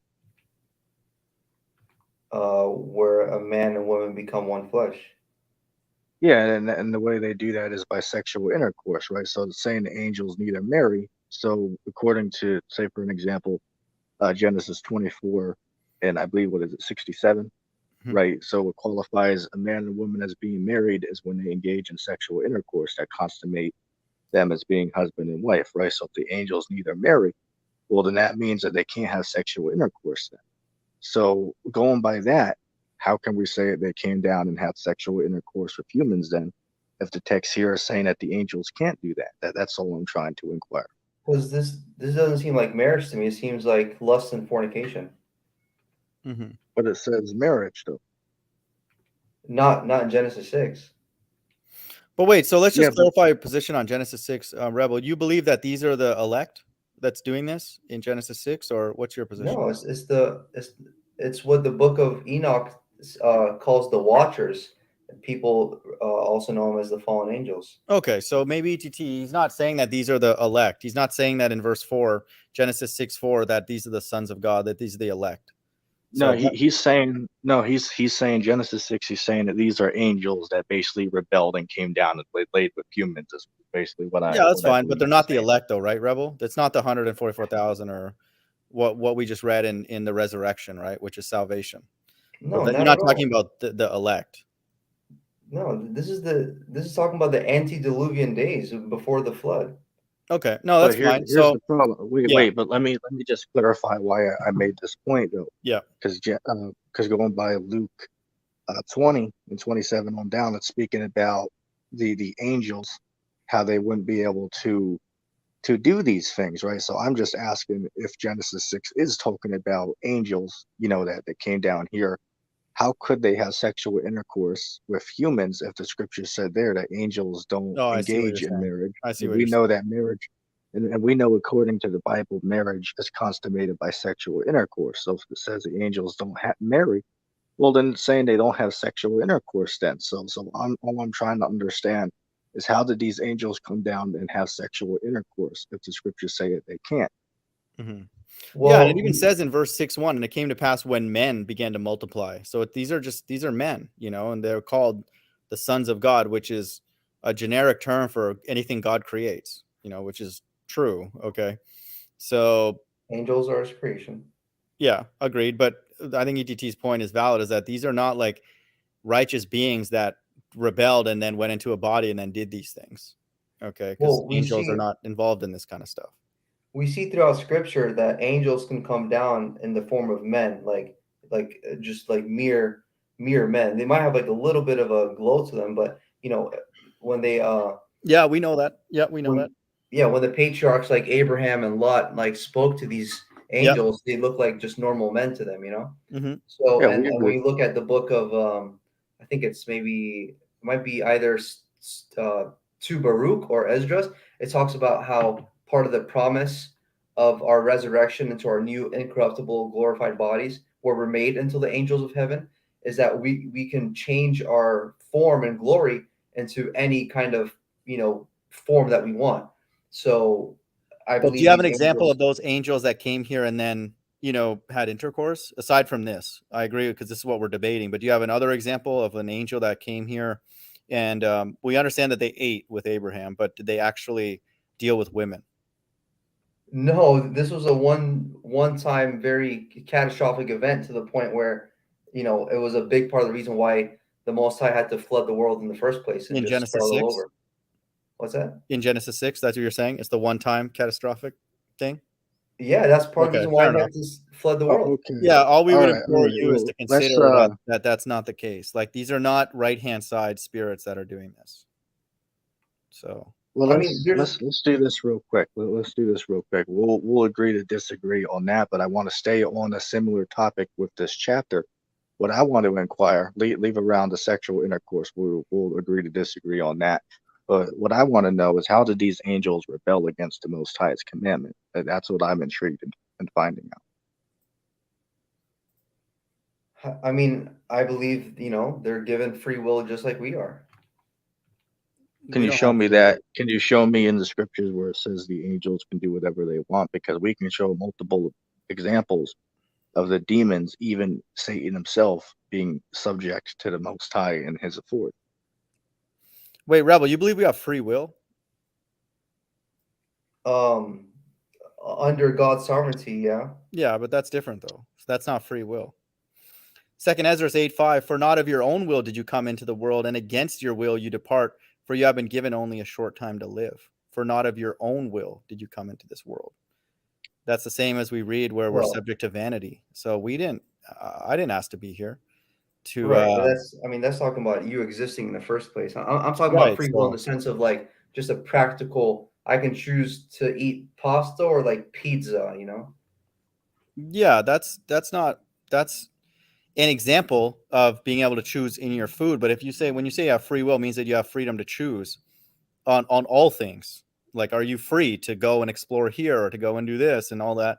And that's very clear not the case. You weren't free to choose who your parents were and how tall you were and what abilities you had, and none of I that. mean, don't conflate. I mean, obviously you can't choose who your parents Right. would So have what? been. Okay. That's If your you weren't even definition of born free then. will, is you get to choose what meal you have. A lot of people don't even have the free will to do That's that just one. because they're not able to eat, so they That's don't just have one free will. example. I can choose to. I can choose to. Just like the book of James, first chapter says, I can choose to either fall to my temptation or overcome it and be given the crown of life. Okay. And so, what does that mean? So that tells me I have the free will to either, walk after the desire of my flesh, or fight the flesh, crucify it to the cross, and pick up Here's my the cross, here's the important part. follow Messiah. You can do that, but that doesn't mean that you're going to be saved. Okay, because this is the thing that I teach regularly, is that the group that is going to be saved is chosen. And so they're not chosen by their actions or anything like that. So all of this, even on God's right-hand side, it's the same narrative on the left-hand side as well, is that God's right-hand side, you may do those righteous things. And I'm not saying to not do those, but you can do those things. That doesn't mean you have the freedom to go and be saved. That doesn't mean anything. That's just what we say on this side. God's chosen a group of people. And so whether they do those things or not, they're still going to be saved. So they did not choose that position. God did. That's what Christ says. So again, I'm not saying that you don't have free will on the day-to-day to do different things and try and live rightly and this and that, but you don't have the free will to become saved or anything like that, or to rebel or something. You do not. Wait. So let me chime in real quick. So building off of this, right? So going back to what I was asking about the angels, could you give me an example? Which I personally don't subscribe to the Book of Enoch, so I wouldn't use that as proof, because that idea, the angels can rebel, that's not I can't find that in the 80 books, right? The 66 books of the Bible and the 14 books of the Apocrypha, which is what I subscribe to. I couldn't find that concept in there. Right. So could you show me in the 80 books, an example of where angels or demonic spirits could rebel against the Most High's commandment? Could you do that, brother? Wait, Enoch is not part of the Apocrypha? Yeah, let's for now table that. So can you, in the 66 plus 14, find something where it's God said this, do it, and there's no other option, and then they said, no, we're going to do this, and then God allowed that to happen? Not that I remember of. Okay, good, because that's what we would look for, and I would agree that I haven't seen that either. So that's the way it is. When God says something, it has to happen. It has to. Right. Now let's deal with Satan then. So Rebel, according to your understanding, can Satan go around doing whatever he wants, or like what do you think about that? No, he's under the sovereignty of the Most High. Well, hold on, didn't you make a statement in the comments? Let me go back up. I'm not sure if I can. Oh, you said, hold on, you said something along the lines, and didn't Satan rebel against the Most High? So where are you showing that Satan rebelled against the Most High? You said that in the comment section. Well, I personally believe he was one of the 200 watchers, aka fallen angels, spoken very briefly or mentioned briefly in Genesis 6, but with very great detail in the book of Enoch. But if you want to go to just the 66 book canon, we can see in the Well, the book 80 of books. we can Yeah, see you in the can use book the 80. You can use Ezra's and all that if you want to. or yeah, the 80. Where is it? It's the book of Ezekiel, chapter 28. We see how it details the fall of Satan from his position as a covering cherub. Okay. I mean, you'd have to read it for us though, because well, like let me give an example. Would you use, say, Isaiah 14 as an example of speaking about Lucifer's fall? Or No, well, I know you already mentioned that might have been the king of Babylon, and I've heard that before, so I can I can roll with you on that one. cool. Yeah, I mean, I think that this is actually a very important topic, because this is if you approach the Bible with that understanding, then you can get caught into different narratives and different things where God somehow creates something and then other people are now becoming gods and then doing things, against his will or unknown to him. But that's not in the Bible. And so everything that is happening, it has to go through God, so to speak. Even the next words that you two say, you're not going to say it unless God says, okay, let him say it.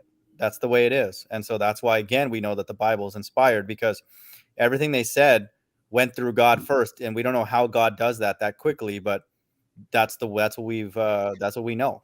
And so whether it be good or evil or just a neutral thing. So that's amazing, how that is the case. We don't know, but that's clearly true. And then if that's not true, and there are some people who can do things without passing through the Most High, then we're screwed, because we don't know what they could be capable of. And then God will be like, oh, I didn't know that. Like, I was asleep, or I was over there. And then we're like, hey, all these people did all these things to us. Like, what was Yo, that? Rebel, Yeah. what are your thoughts on Job, the second chapter?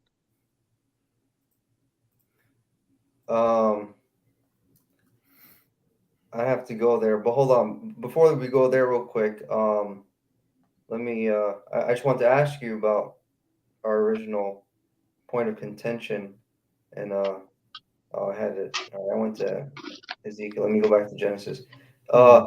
Yeah, verse 4 says there were, and I'm reading the Sefer, so it's sort of like a Hebrew English kind of thing. Instead of giants, it says Nephilim. So, and there were Nephilim giants in the earth in those days, and also after that, when the sons of Elohim came into the daughters of men, and they bore children to them, the same became warriors and tyrants, which were of ancient times, men of infamy.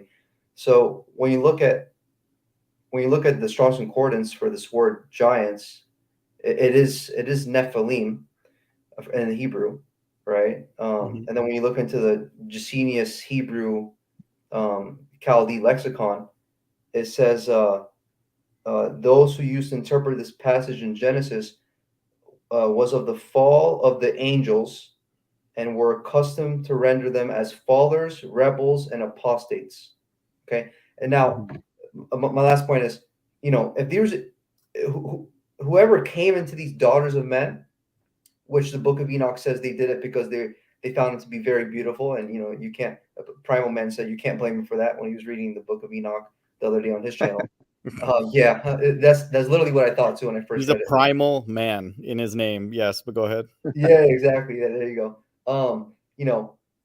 if these were just regular men, or that had sexual intercourse with these daughters of men, Hmm. they would. There's no reason why they would like create this Let like me comment on that. new. I know what you're saying. Let me comment on that. You see, don't get me wrong. I agree with you that there were giant human beings that existed on this earth at one point in time. There's plenty of research that existed, you can look into to validate that. However, what I'd say is that even in this modern day, you can do the research on this. There's a handful of people alive today who are over 8 feet tall, 8.5, almost 9 feet tall, walking around today. So those are real life giants that we have among us today. Now, are But they well, offsprings of, well, hold on. let me finish real quick. Brother, hold on, let me finish real quick. Are those offsprings of giants? No. They're just they call it a gigantism, right? They have a problem with the brain that they keep growing past their normal size, right? So I wouldn't say that this proves that angels came down and laid with humans. I just say that I do agree that there were giant humans that existed. That's true, but I don't believe that you need any type of otherworldly being involved in that in order for that for them to be born. I'll throw it back to you. But yeah, I guess Rebel, like what's the significance of that in the end times? Like, let's just say what you're saying is true, that some group rebelled in Genesis or whatever. Like, what does that matter now? I guess how do you read Revelation differently with that understanding?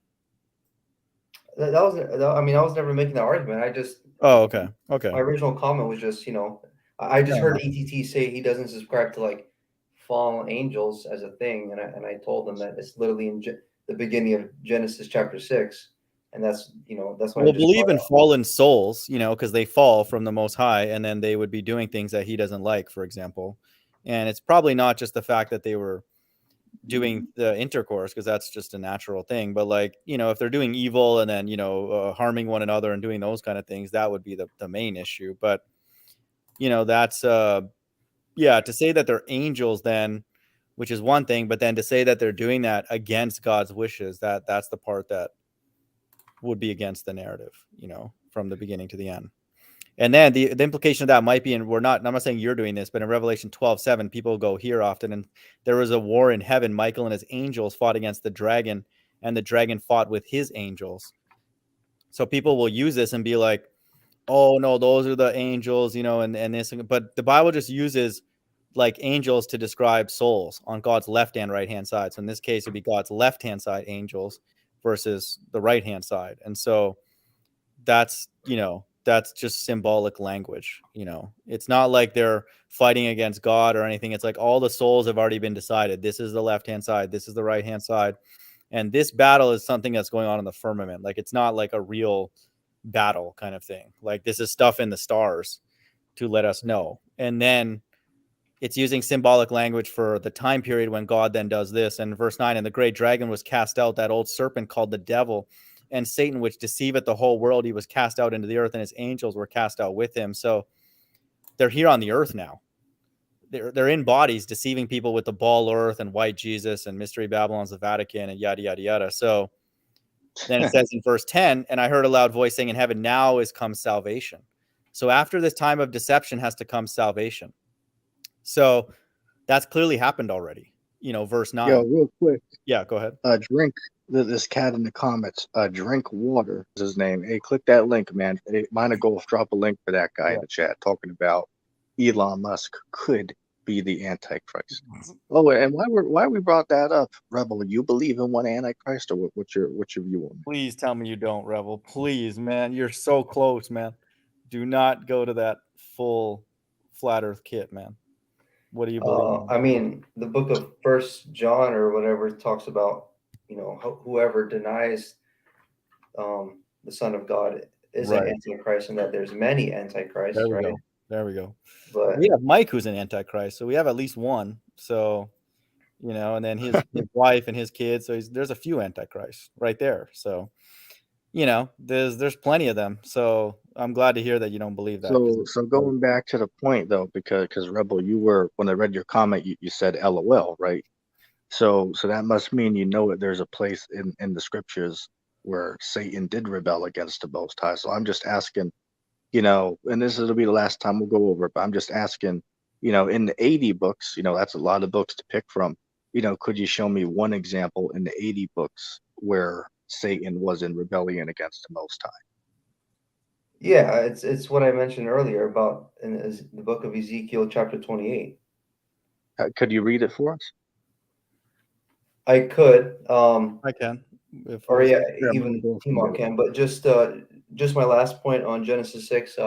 Yeah, I don't, when you read the book of Enoch, it says the giants could reach like hundreds of feet tall. We're not just talking 8 feet tall, okay?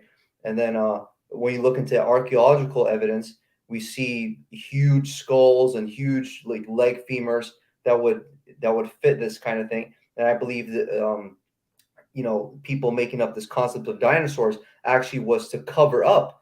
Oh, Uh, wait a second. Wait a Now second. you struck a Wait a nerve with the second. dinosaurs. oh You my just said God! you Oh, just said hold on a second. You just said guys who made up the concept of dinosaurs. What do you mean? now you ticked off ETT, man. Why'd you do that? No, I I'm mean, just there might have been some kind of big reptiles, but not to the extent of what you see in like your Smithsonian Museum of like natural history. What about the sauropod? Yeah, I know. Well, is that something mentioned in the Bible? Oh, I'm just asking you, that long neck dinosaur that has that long neck and that long tail, the one from the Jurassic World movies. You know what I'm talking about, right? Yeah, I don't know how those dinosaurs would have been mating. It doesn't look very So compatible you're there. saying that's not real? I mean, if you ask how the bones are made in the museums, they'll tell you it's just crushed up chicken bone mashed together. They don't have any real bones in Well, that stuff. the real bones are kept locked away. Of course, they make Well, a replica of that's a what they look convenient like to put on. explanation. Do you know that dinosaur is mentioned in the scriptures? Maybe I don't remember, but Job, just to go ahead and read yeah. Job the 40th chapter. Now, if we're incorrect, if that's not that dinosaur, now the burden of proof is on you to tell me what creature that is, because the only creature that we know of at this current point in time that ever existed would be a sauropod dinosaur that fits the depiction that we see in that chapter. There's no other creature that you can tell me that fits it. We can read it for you, but I what mean, behemoth? there's really no other. Go ahead. Talking about Yeah, behemoth? the behemoth creature. Okay, I mean that's one name of an animal. It doesn't tell me there was like thousands of different of kinds of dinosaurs. Well, it proves the creatures did exist. I think you're All right. conflating that Well, a let me little hit bit. you with another one. Did you know that around the world there's temples, ancient temples, and in fact, there's even one in Jerusalem. You can do the research on it, that they show in the depictions on these temples, right? And even in cave drawings as well, they show these ancient creatures with humans on. So I mean, there's so much proof that these things existed. I mean, I don't know. Are you just repeating what you're saying because you heard it on the internet, where you listened to Eric Dubé? Is that why you're repeating that, man, or like No, where no. are you getting this from? I mean, I even there's the other besides behemoth. There's these other two creatures which I believe the 80 books talk about. It's you guys should know. It's Leviathan and what's the other one? Let's see, the Leviathan, the Behemoth. Yeah, I know about those. I wouldn't be sure on the third one you're quoting. Yeah, so there's Behemoth, Leviathan, and there's another one. So, I believe those exist, but the full story of the whole like thousands of different dinosaurs that were here millions and millions of years ago, and that they were all wiped out and extinct by like some asteroid. We all know the Earth is flat and space is fake, and that the Earth most likely is definitely not anywhere near millions of years old. So that those are some of the reasons why I don't believe they existed. Okay, but let me comment on that. Just because the story that they give is not totally accurate, it doesn't mean that they didn't exist. For an example, they say the sun is 93 million miles away. We know that's not true, but that doesn't mean that the sun's fake, right? Would you Oh, agree on yeah, that? because we can see this ETT. We can see the sun and feel its heat every day. I mean, that's not that's a bad analogy.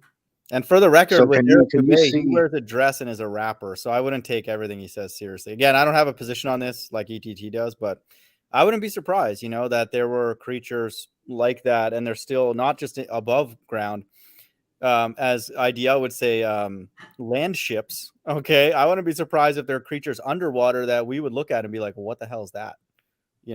So why not? But out of curiosity, though, what creature do you believe the behemoth is? If that's not a dinosaur, from your understanding, what do you think that could be described? You talking to Um, me or Rebel? Oh, rebel. Rebel? Yeah, go ahead. no idea. It said it ate grass like an ox. I'm not, a lot of the images we got of dinosaurs was that they were eating other flesh. So I'm not Well, sure if that this is also. particular. Well, hold on a second.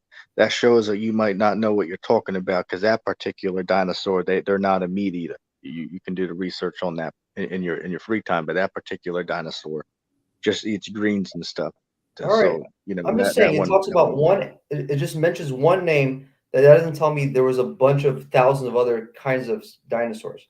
Well, okay, but what do you think about like historical accounts? Throughout history, we have thousands of stories, say from, let's say, starting from the 1300s, if not even before then, leading up to, say, a few hundred years ago, of these creatures that, knights have went up against and regular people have went against. In fact, you can do the research on this even in this modern day over in the Amazon rainforest. There's tribes over there who they have they claim it. They see the creature. They call it the Makeli Bembe.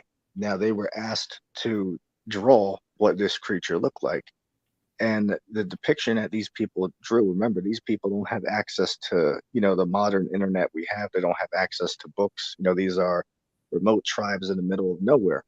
Now, when they were shown the pictures of these dinosaurs and elephants and hippos, the only creature they all went crazy when they seen was a picture of a sauropod dinosaur, and they pointed at it. It's like, oh yeah, that's what we're seeing, or that's what we're seeing.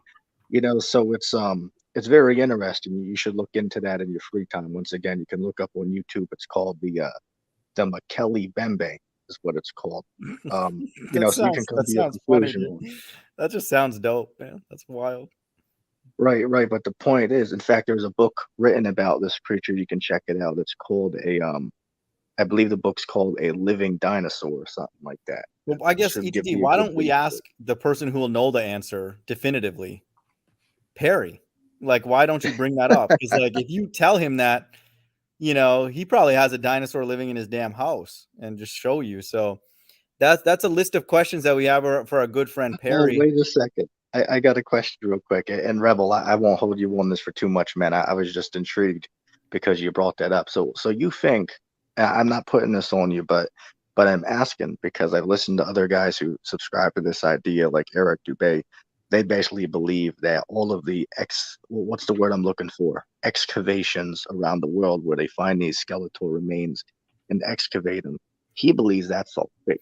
Right. Are you of the same idea, or like, what do you think about how we have people who their job is to excavate these bones when they find them? Do you believe that's all fake, or like, what do you think about that? I mean, well, I don't agree with Eric Dubay's most of what he like holds, especially in a religious and spiritual sense, because Right. he's more of a Eastern mysticism, yoga freak, and vegan stuff like that. His flat Earth work is really good, and I haven't looked into the dinosaur stuff. I haven't really heard him talk about the dinosaur stuff. So my point of view, it doesn't come from him at all. But Well, I have to. what I Oh, can say, okay, hold on real real quick, quick. just What go I ahead. can say is that I believe what archaeologists do uncover or say they are uncovering, there might be a conspiracy to cover up any kind of excavation of skeletons or bones that may point to giants, which would then prove Right. the Bible's account is true. I agree Yeah. with that I 100%. Pops coming in hot, man. What's up, dude? What's going on? What's up, Pops? wait, but Hey, man. real quick, I don't want to negate that though. But can you give me an answer on that? Do you believe that all of the dinosaur skeletal remains are being excavated around the world? Do you believe that's all like fake? Because there's tens of thousands of people who their job is to excavate these skeletal remains. So you believe that that's all fake, or like, well, what do you think about I that? understand. There's also thousands upon thousands of people whose job it is to tell us about outer space. We know Right. that's all. Yeah, that's a fair AT. That's Yeah, a, I don't I disagree with agree. I don't necessarily disagree with your point, but to word it in that way is misleading because, of exactly what he just said, All So right, yeah, cool. But what do you think about like, say for an example, there's how could I word it? So you believe, and I'm just asking you because I don't know what your stance is, but you believe that all of the footage that we have of the excavation of all these skeletal remains, so that's all fake according to you. But by the same line of reasoning, how would you then believe that all the other excavation videos, say if someone finds an ancient Roman, coin or something, how is that real? But when they find skeletal remains, that one's fake. I just don't see how we could come to what I that. think Well, is going on is ETT has a large net worth invested in dinosaur stocks. And so this is a deep conspiracy, because their ETT could very well be a billionaire. We don't know. But yeah. I don't know, man. I'd be inclined to go with really whatever the Bible says, ultimately. And There you then, go. there things and animals and stuff that even we don't even have been exposed to, I would say true, and I would same thing with outer space. Like, are there things that the Most High has out there? I mean, it has to, because like, where would physicality end? Would it end at the firmament? That doesn't make sense. Yeah, So we gotta ask. We yeah, gotta ask Pops. Pops, do you think dinosaurs are fake, or what do you think on that? I think they have found bones that represent different types of creatures, but a lot of it is when they find the bones, they don't find a lot. They find like two legs, and then Right. they create some kind of animal that they're not sure if it looked like that. Hmm. But they create these images according to I don't know what. Like they make the fucking fake Earth from space. Right. So I'm not saying there ain't nothing they find. They could find a beast that's like half man, half an animal, like the Fallen when they were interbreeding. And I think they found shit like that too. Like giants that were like half animal and half like they look like kind of animal, Mhm. like a What the- cyclops. oh my gosh, Like, dude. you know what I'm saying? Like Pops. the Fallen were having giant babies. But Right. why are you Wait, saying they'd what be do you? animals? What the heck is that all Wait a about? Well, like second. Wait now. they make you to believe they were animals, but what they really were was just like giant, like a giant cyclops. What the dude? What Wait, on let earth, me dude? chime in. Let me Come chime in. on. Wait, Pops, you believe it that angels came down and laid with human beings, had I sexual know you intercourse don't with believe humans? they had sperm. No, I know I what was you're just gonna tell asking. me.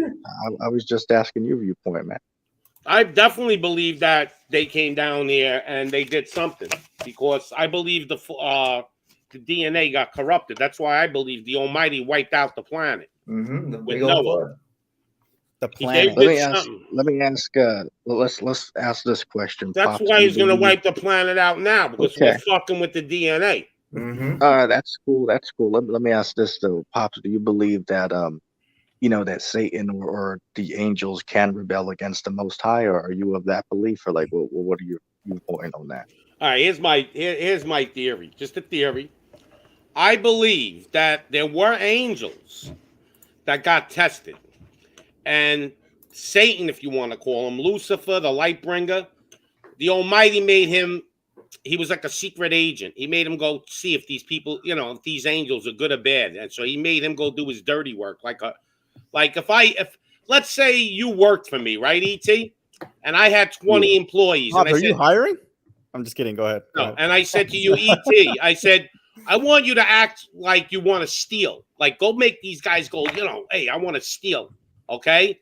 Like and see who's gonna steal from me. Like go fucking corrupt them. Like you're my secret agent. I think the devil, if you want to call him, is doing the dirty work for the Almighty. He's going around trying to corrupt people. He corrupted the angels. They all fell, right? The one and the Almighty now knows these angels are no good. I don't want them no more. And he made them fall. I think God's the Almighty's real smart, right? So he wants to see who's loyal and who's not. And what better way than to test them? You got to test them. There's no other way. What are you going to ask somebody? Hey, would you rob me? And they go, I would never steal from you. No, you got to test them to see if they're going to steal from you. Okay, all right, I'll accept that, pops. Fair enough. But can You I know what ask I you this mean? though, just out of curiosity? This is another subject here. Yeah. But we were talking with your son, which he's cool, but we think he's going off on what he's saying about the New Testament now. But I just Right. wanted to bring something up real quick because he was getting on us saying that, he's saying something along the lines of, where was, human sacrifice allowed? He was trying to bash Christ. But then I asked him, so why was the Most High okay with Abraham sacrificing his son in Genesis, the 22nd Yeah. chapter? He couldn't really give an answer on that. What What do you have to say about that? what bothers me about the New Testament is too many How men had accurate it is. their hands on it, like King James. And I think the New Testament was definitely, a work of the apostles and God's, second word or whatever, his second Bible or whatever you want to call it. But I think it's been touched and corrupted.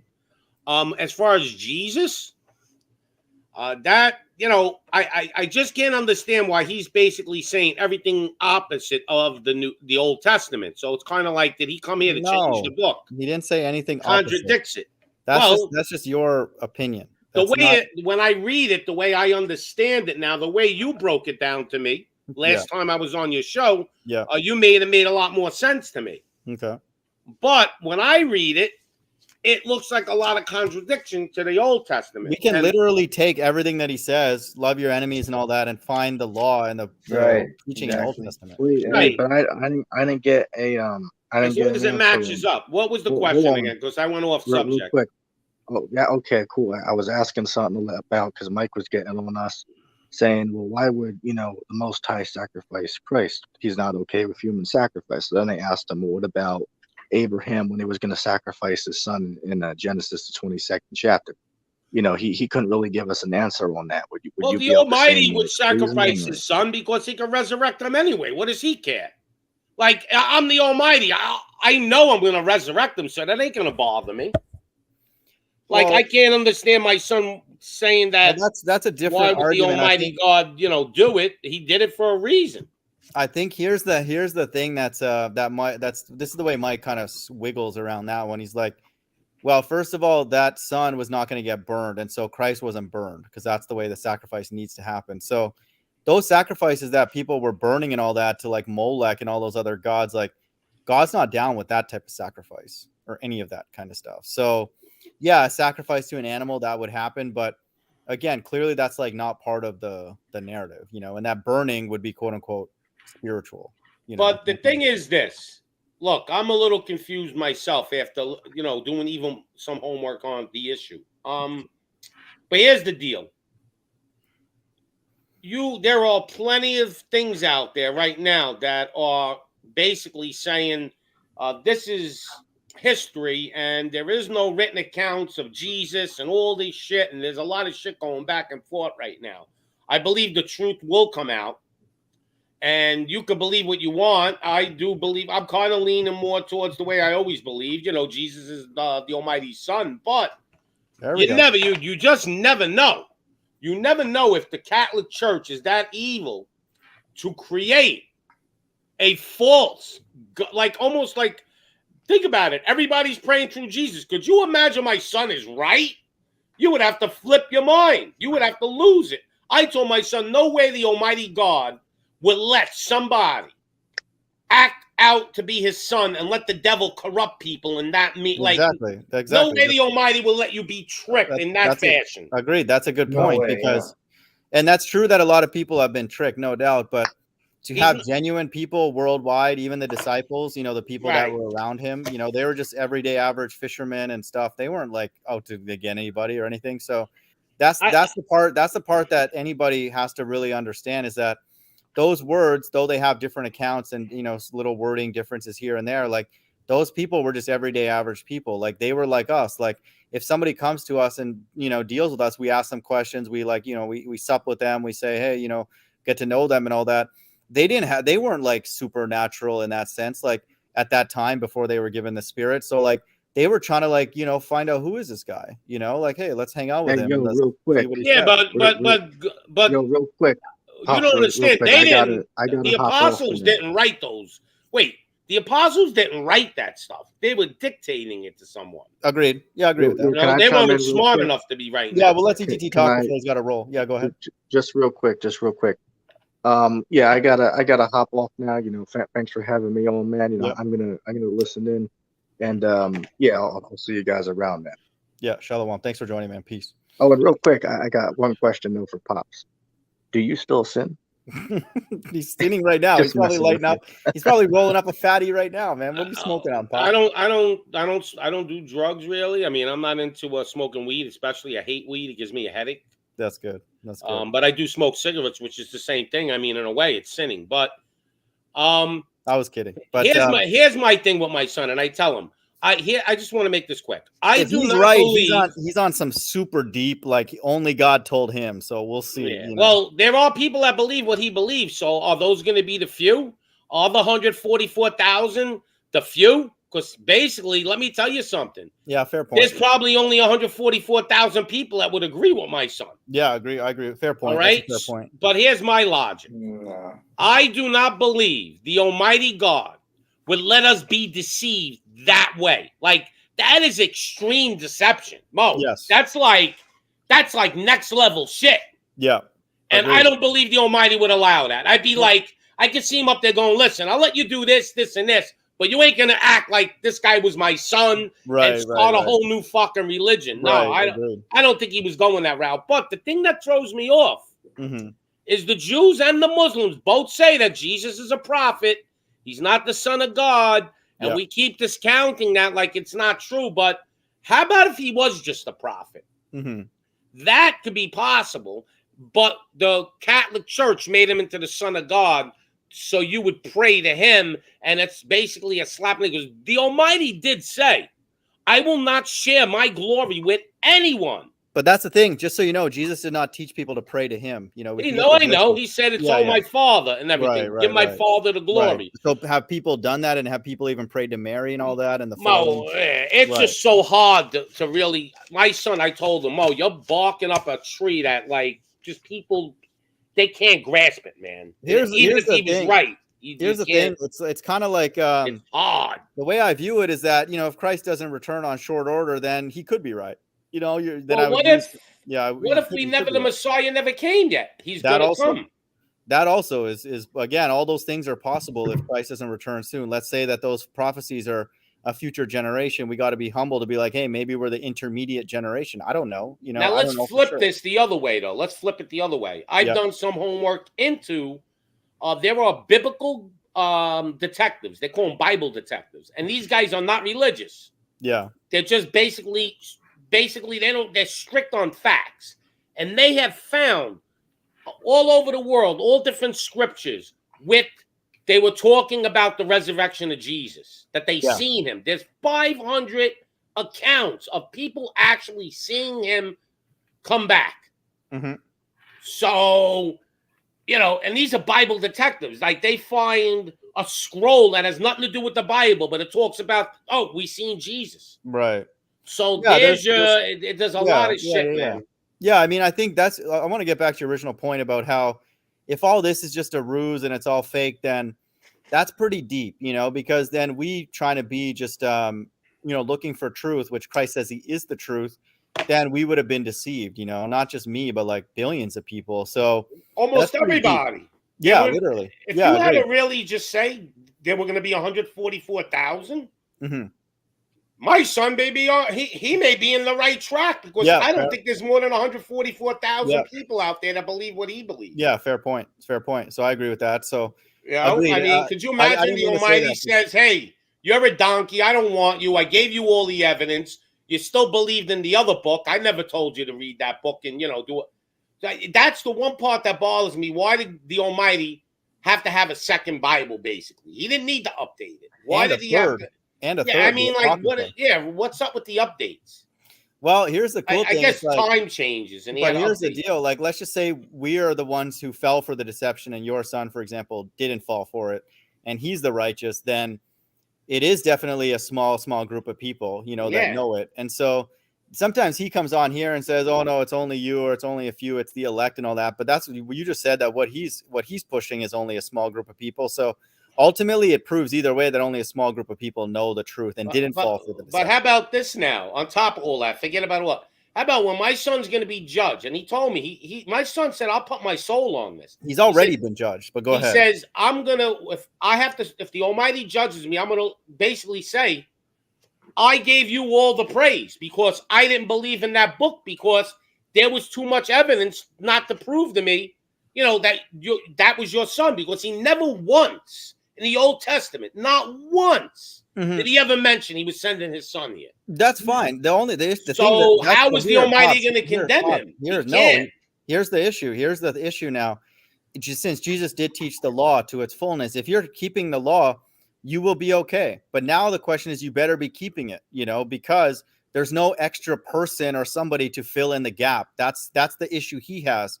So I like that. You're right. Let me finish my point. As long as he keeps it, then, God will be like, well, you honor the law. And then let's say he was like questioning these discrepancies and all that, and he had reason to not take the next thing. I don't think God would have an issue with that. Now, what I caught him in the near the end of the discussion, which was the sort of buzzkill, so to speak. He says, "Oh no, I wear a chin strap or a mask," and he said that's not a sin. So that's ding number one. And I'll let him go on. Let me finish my point. My son don't wear a mask. What do you mean? Let me finish my point before I said that. He admitted that he did. He admitted that he did. So he does.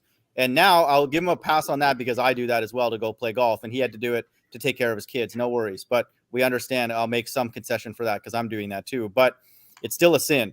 Next thing, now what happens though if your kids need to go and go to the hospital and then they force you to take what I believe is the mark of the beast, which even he knows is evil. Now the question is, now his law stuff is going to be put to the test. Is he really about the law, or is he going to say, oh, I did it and then I asked for forgiveness and I sacrificed a lamb or something like that? So I can tell you, though, he would let his kids die before he would let them get that shot. No one knows until it happens. No, I'm saying, is he going to take it just to be able to get into a hospital? So is he going to then watch his kids die in front of him, or is he going to die?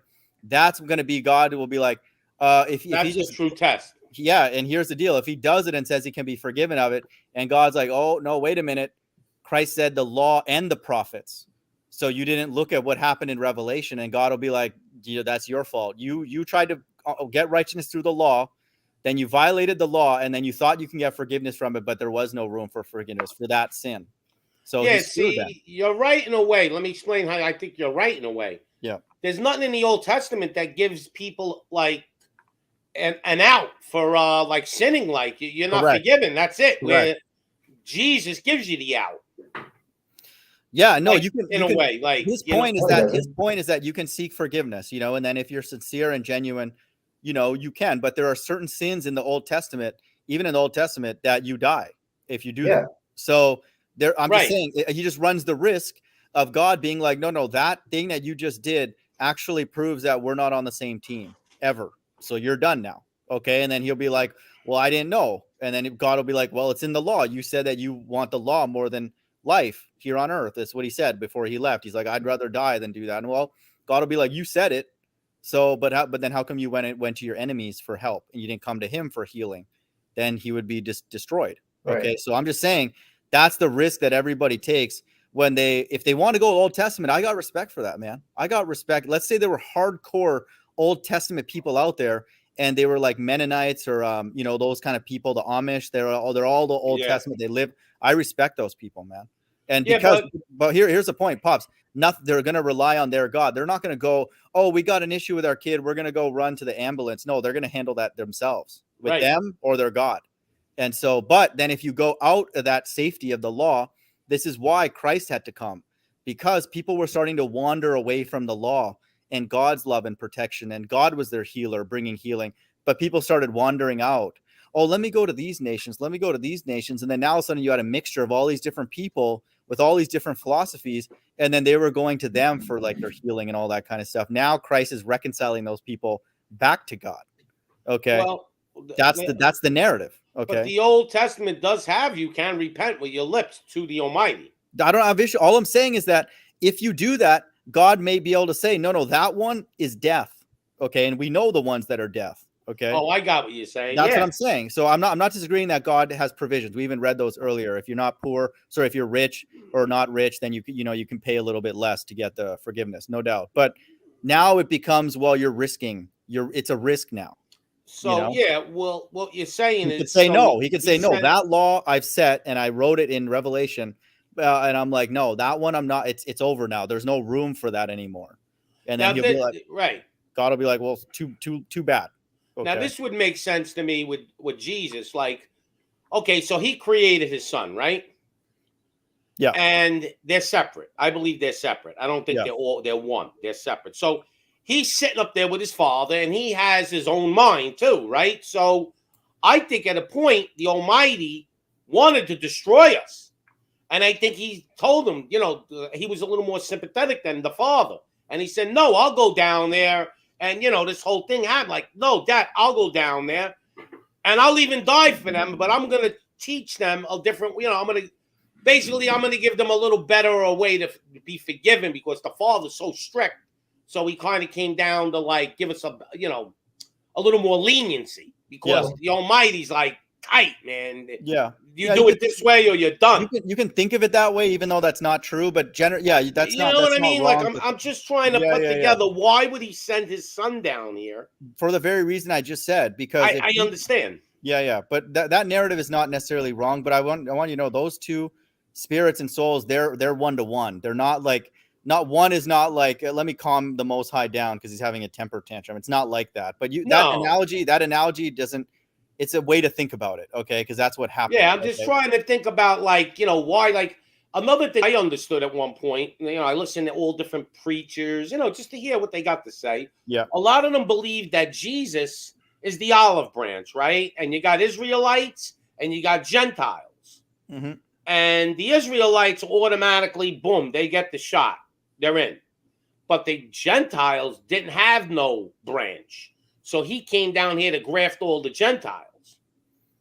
Basically. I'm not saying this is what I believe. I'm just telling you, I look at religion from all different angles, man. I've been studying religion my whole life. It's just what you're getting at too much shit going on, man. But it just shows what you're getting at are all narratives that are clearly in the Bible and show that Christ's appearance on the scene is manifold. It's many, many things. He's reconciling his people. He's bringing other nations into the kingdom. He's doing many, many things. So it's not just, Christ on the sin, I pray to him and everything's hunky dory. Right. It's and even there's things going on between him and the Father, because Christ was on his own experience and his own journey. He's never experienced that in the body before. So he has his own narrative, in his own life and dealings with the Most High. But so why would the Father want you to go through his Son to speak to him? Why wouldn't he want you to speak to him direct if he don't share his glory? There's my argument.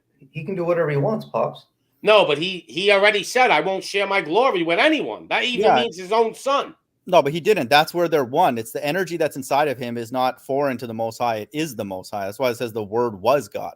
So that is the Most High, that you're not going through anybody. It's just in order for God to have a conversation with you, he can't show up as a massive beam of light. You would look at that and get singed. You get scorched. So he has to be in the form of a man to have a conversation. And then Christ, he was in the form of a man, or he sent the Son in the form of a man? He sent himself in the form of a man. I don't believe that. I believe that his Son existed up there with him. I think his first creation was a spirit. No, we went through this, man. We went through this yesterday in John 1. Oh, I don't know, man. You're telling me then you believe in the Trinity. So we're on a whole different page. I'm saying that it's deep in the sense that if you're getting at, are they different spirits, different functions? Yes. But I'm saying when you're looking and interacting with Christ, you're interacting with the Most High. Everything he says is exactly what God want you to hear. Okay. He's his spokesman then. There you go. Yes. Okay. I'll agree with that. But what we know now is that spirit existed with God from the beginning. Because again, there's no beginning of time in a timeless state. So everything God creates and his energy is infinite. It doesn't get destroyed. He was the beginning. Right. So, but even the energy inside of you that existed from eternity. He didn't make it. He didn't like cook it up or something like that. It always existed. So Christ always existed. The only thing that's unique, though, is that he then came into this world. Okay. And then we all came into this world. So that's a projection into this world. So that's the creation. Well, if my son is right, all I'm going to say, it's the greatest deception ever. He's 100% wrong, Pops. Yeah. Listen, I'm not saying he's 100. I'm going to say 99% in my mind, but there's always There's always room because you I just don't believe the Almighty would let us be deceived. Well, I'll give you the 99. I would say 99.9. And the reason I know that is because the mark of the beast. And the strange thing about it is he agrees that it's an evil thing. So that's weird. So like the reason I can say that confidently is that the New Testament and Revelation is true is simply because of the mark of the beast. I can't point to Mystery Babylon because that's subjective, or the two witnesses, they're not here yet, or anything else, or even Christ's skin color. But the mark of the beast gives legitimacy to the book of Revelation immediately. And then is there a chance that this is not the mark of the beast? I would say the chance is like 0.5%. Yeah, so I'll give your son a 99.5% but chance. you know, he's overthinking too, don't forget, because the Almighty is going to make everything clear to us. I don't think he's going to make it. But I find the funny thing about it is that I borrowed one of his videos to prove that it is the mark. And so I took it from his channel when I mirrored it, linked it. So he knows that it's evil. So now the question is, how did 5 billion people worldwide go along with something evil and not get judged? Because he's about the law, right? So like, how's that going to work? But does it say in the old, you know, I'm not a Bible guy. Does it? No. Does it say wearing a mask is a sin? It's implied, as LOP would say. Yeah. How is it implied? Like in what verse is that like? In multiple verses. So what does it say? Like, just give me an example. It says strange clothing, and it says he covered the faces of the judges thereof. So let me read it. Oh, okay. It literally says, Job 9:24, the earth is given into the hand of the wicked. He covered the faces of the judges thereof. If not where and who is he? It's like obvious. Like it's everywhere. Yeah. No, I mean, like, I know my son would he literally, I know him. He would literally, I mean, I can't say I'm 100%. I'm going to say I'm 99.5. Yeah. He would let his kid die before he would let him get that shot. And he would actually let his kid die rather than him get that shot. Okay, he fair would. Enough. I respect that. So he would, but I'm just saying that's good. A mask just to get them. But he did. I know he did go into the clinic recently because his kid was sick, and I guess he put the mask on because they asked him to, and he just wanted to get the medicine for his kids. Yeah, and I'm saying that I do that. He hates the mask. I'm saying I hate it, and I did it too to go play golf, but I say that it's a sin. Well, I'll give you a better one. You should get the clear plastic mask. I'm not, no, dude. Because at least they could see your face, right? So in a way, you're not hiding yourself. Like I just feel I have one. I don't ever wear it, but once in a blue moon, I walk in you remember when it was going on, you had to wear it? Yeah. So I had this little clear plastic mask. It was the size of like my hand. It was called Ghost Mask. So what I would do is I would have brawls inside the stores, right? Yeah. But finally, when I just wanted, I had enough. Like I'm arguing with cops, security. I would put this little plastic mask on my face and go, okay, walk away. And within 20 seconds, take it off again. Yeah. Just to get rid of them. To get rid of them. Like, I just couldn't. It got to the point where I would spend 4 hours in a store arguing. Pops, here's another one, just so you know. And it shall come to pass in the day of the Lord's sacrifice that I'll punish the princes and the king's children and all such as clothed in strange apparel. Zephaniah 1:18, 666. So clothed with strange apparel. God would view if we view it as weird, what does God think? If we think it's stupid and a show and just a face diaper, it's disgraceful what's going on. So God's going to view that as strange apparel. And look, the people are weak, man. If you can't say no to a fucking mask because you're scared that the cops are going to come and maybe give you a summons, you are the weakest coward there is. Correct. Now, like I said, a couple of times I did put it on, but at least I fought the fight, man. I went in there and argued for an hour, brawling back and forth, get the fucking cops here, brawling with them. Like, at least I gave it a wing, and then it got to the point, all right, I'll just put this thing on because it ain't going to do me any harm. If that was the magic potion, you got to put a gut, you got to kill me because I'm not taking that shot. Right. I don't fucking care. You got a gun to my head. I'm going to go, well, you know what? I really have faith now because I know this is true. If they're going to kill me over that, then I know I'm going right upstairs to meet the guy. Right. There you go. Exactly. Because I'm willing to die for him. Well, Pops, that's a great point. Because if somebody's that evil to make you do something like that, do you even want to be here? Like, what would be the point? And that proves the Almighty right there. Right there, my faith will go up 5,000%. There we go.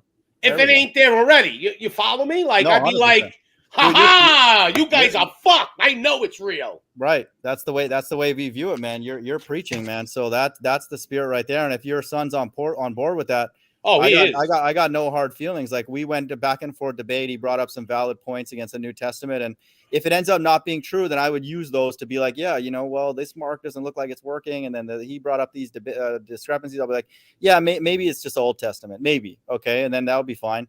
And then I'll be like, okay, I was one of those that were deceived, but it doesn't look like that's the case when you look at the mark and what's going on, and then the numerology, and then the causeth all, and then the issues people are having, and then the next wave that's coming and all that. It looks like it is it. So we got to wait and see. There's way more evidence to prove he is the son than he isn't. There's Correct. just a couple of fucking sick people out there that found something. I don't know what they found, but yeah, I need receipts, man. I just don't need hearsay at that point. Right. Yeah. I need you to. No, I mean, for me to not believing that the Almighty had a son that came down here, I need proof, and that he. Right. I told my son I don't think it's just enough proof yet. Yeah, agreed. I need proof. I need proof of it too. I mean, there's still a lot of things that the Bible still needs to happen. So I'm not going to believe the Bible unless Christ returns at some point. So yeah, but if you ever catch yourself in a situation where, 5 years from now, they're going around rounding people up and basically putting them in concentration camps because they don't want to get the mark. Yeah. Then you're on the right side. Correct. 100%. There is no argument. It's like, yo, motherfucker, glory to the Almighty. Take me. Because I know where I'm going now, because I know you're that evil. That's not possible. Absolutely. Unless you're evil. I would use less swear words, but I agree, man. So yeah, there you go. Real quick, just to address Pop's concern about how, like, just in case it might have been like a Catholic deception. For one, in one verse, we see Christ say in Matthew 23:9, and call no man your father upon the earth, for one is your Father which is in heaven. Just this one verse completely destroys the whole Catholic doctrine. Yeah, you see Catholics out here calling the Pope father, calling the priest father. What's that? They call their priest father. They call thank you. Yeah, they call the priest and just a normal cathedral father as well. There, exactly. Thank you. And then the other thing is the title of the Pope is actually called in Latin, it's like file de something, but in English it's translated to the Vicar of Christ. And the definition of that is literally to stand in the place of Jesus Christ. Wow. So if they made up this concept of the Son of God, why would they have a position that's supposed to say that's supposed to like define themselves as like standing in the place of him when we're supposed to believe in like only in him directly? You know what I mean? Yeah. Yeah. So it's complete. Christ's teachings and everything that he was about completely destroys the Catholic Church. Yeah. Yeah. And how about even like, you got to believe that they got books, right? That they're not showing us, right? Mm-hmm. And they do a lot of wicked shit, the Catholic Church. Like they were sitting on chairs one time, they caught it, and they're upside down crosses. Yeah. So they were actually saying, yeah, there was a Christ, and we're doing the opposite. Yeah. We're making the cross upside down. They're kind of doing showing you they're the Antichrist. They're kind of doing what Mike is sort of accusing us of doing, is putting something between God. But the thing is, we're not actually, or Christ is not putting himself between God. He's saying he's the representation in the fullness of God. Right. You're not worshiping Jesus. You're just praying. But you're not even praying. You're not. No, you're not worshiping a statue of Jesus. No, we don't pray. We pray to the Most High, and then we pray to the Most High with the authority and the leverage that we've got from Christ's work. So that's the way you think about it, and that's the way He wants us to think about it, because He was always like, pray to God. We know our God and all the worship God and all that. So yeah, that's amazing. Well, think about it. Jesus didn't say when they got. I think it was Lazarus that asked him, "How should I pray?" Yeah, he said, "Pray like this, our Father." Exactly. Well, he didn't say. He didn't say pray like this, Jesus. Right. It was our Father. Exactly. He didn't say pray to Him. Exactly, and that's why He did give the Almighty the glory. And that's why, in a sense, they need to be a bit distinct in terms of like their. I think my son's going to turn around with it, though. I think he's going to realize. Hey, Pops, I talked with your son Mike for like hours the other day on his own stream on his Where the Rabbit Hole Ends channel. It was for hours. It was like we stayed up to like 5 or 6. And I don't know why I didn't ask him earlier, but towards the end, when finally he had to go because his son was acting up, I asked him, what, like, if some atheist or unbeliever who wasn't sure about the faith or religion asked you, what is the purpose of your faith, Mike? Like, why do you serve the Most High? Why do you keep His laws? And why do you glorify the Father? Right? And basically, all he could say is, oh, because the Father created me, and He has these laws for me to live righteously. And I was like, right, but what are you getting out of it? Like, is He going to reward you at all? Right. Like, is there something that the Father's going to give you for you choosing to follow His ways, as opposed to like just doing whatever you want, like fornicating and doing all the drugs, getting all the money, stuff like that Right. the world offers you? And basically, he was like, I don't. He said, I don't know. Like, I was like, really? Because my faith is to have eternal life, where I can live in peace and joy in the heavenly kingdom of God. I can live forever. And I even asked him, like, what's going to happen to you after you die? And he said he couldn't tell me. So heck? that's the biggest problem with Mike, is like his whole faith seems like vanity to me. Because like if he's just going to die and forget that he ever existed, then what is he doing all this for? Right. I get what you're know. saying. The Old Testament doesn't speak about if you do what I basically do everything I ask you, you're gonna have eternal life. It doesn't say that in the Old Testament, right? It does actually. Yeah, it does. Well, if it does, then why is He not telling you what you just? I thought Jesus was the reason why you were saying that. all of the prophecies Because about Jesus the kingdom, promises you that type of thing, right? No, I mean, it's in the Old Testament it'll use Lord God. We don't disagree with that. Like it'll reference the Most High, but they never say the word Lord, though. That's one thing I got a big argument with both of you. However it says it, but all I'm saying is that it does many times in my sequence videos prove that. Talks about the kingdom, talks about the righteousness, talks about eternal life many times over. So definitely. But and this is what happens when you die. Ecclesiastes 12:7, the dust shall return to the earth as it was, and the spirit shall return unto God who gave it. So we know what happens when we die. yeah, your soul goes to God for judgment. But see, here's the only issue I got with like what you say a lot of things. I understand that the Almighty, I call Him the Almighty, I don't call Him God.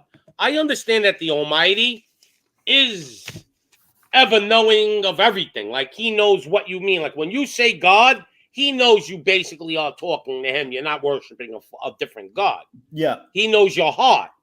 But here's my argument. Here's my thing. You're a smart guy. And you know the word God, there were many gods. And that's why Moses asked them, what is your name? And I've never heard you say His name. And you use the word Lord all the time. And the word Lord is lower than a king. And I get it. When you say Lord, He knows. The Almighty knows you're saying Lord, you mean Him. But being that you're so smart, why not correct yourself? Why not? What is God's name? I don't know. I don't know His name. I mean, well, I think I have a good idea. I know His name. Yeah, I don't know either. So you're a smart guy. Why wouldn't you want to find out your creator? The Bible, that's what the Bible says in Revelation, that they'll be given new names. And the reason is because He knows all the names are defiled. So whatever you think it is or somebody thinks it is, I already know that it's defiled. You think it's defiled? You think Moses is, when he came down and he had the name Yahweh, that was defiled? All the names that people are using are defiled. Yes. Okay. Then I'm with you on that. See, I believe He has a name, though. Let me read in Revelation. Well, if it's a pure name and it's eternal, why does He give a new name? Because when He says, well, if you go back to the ancient Hebrew, I am what? What I am that I am.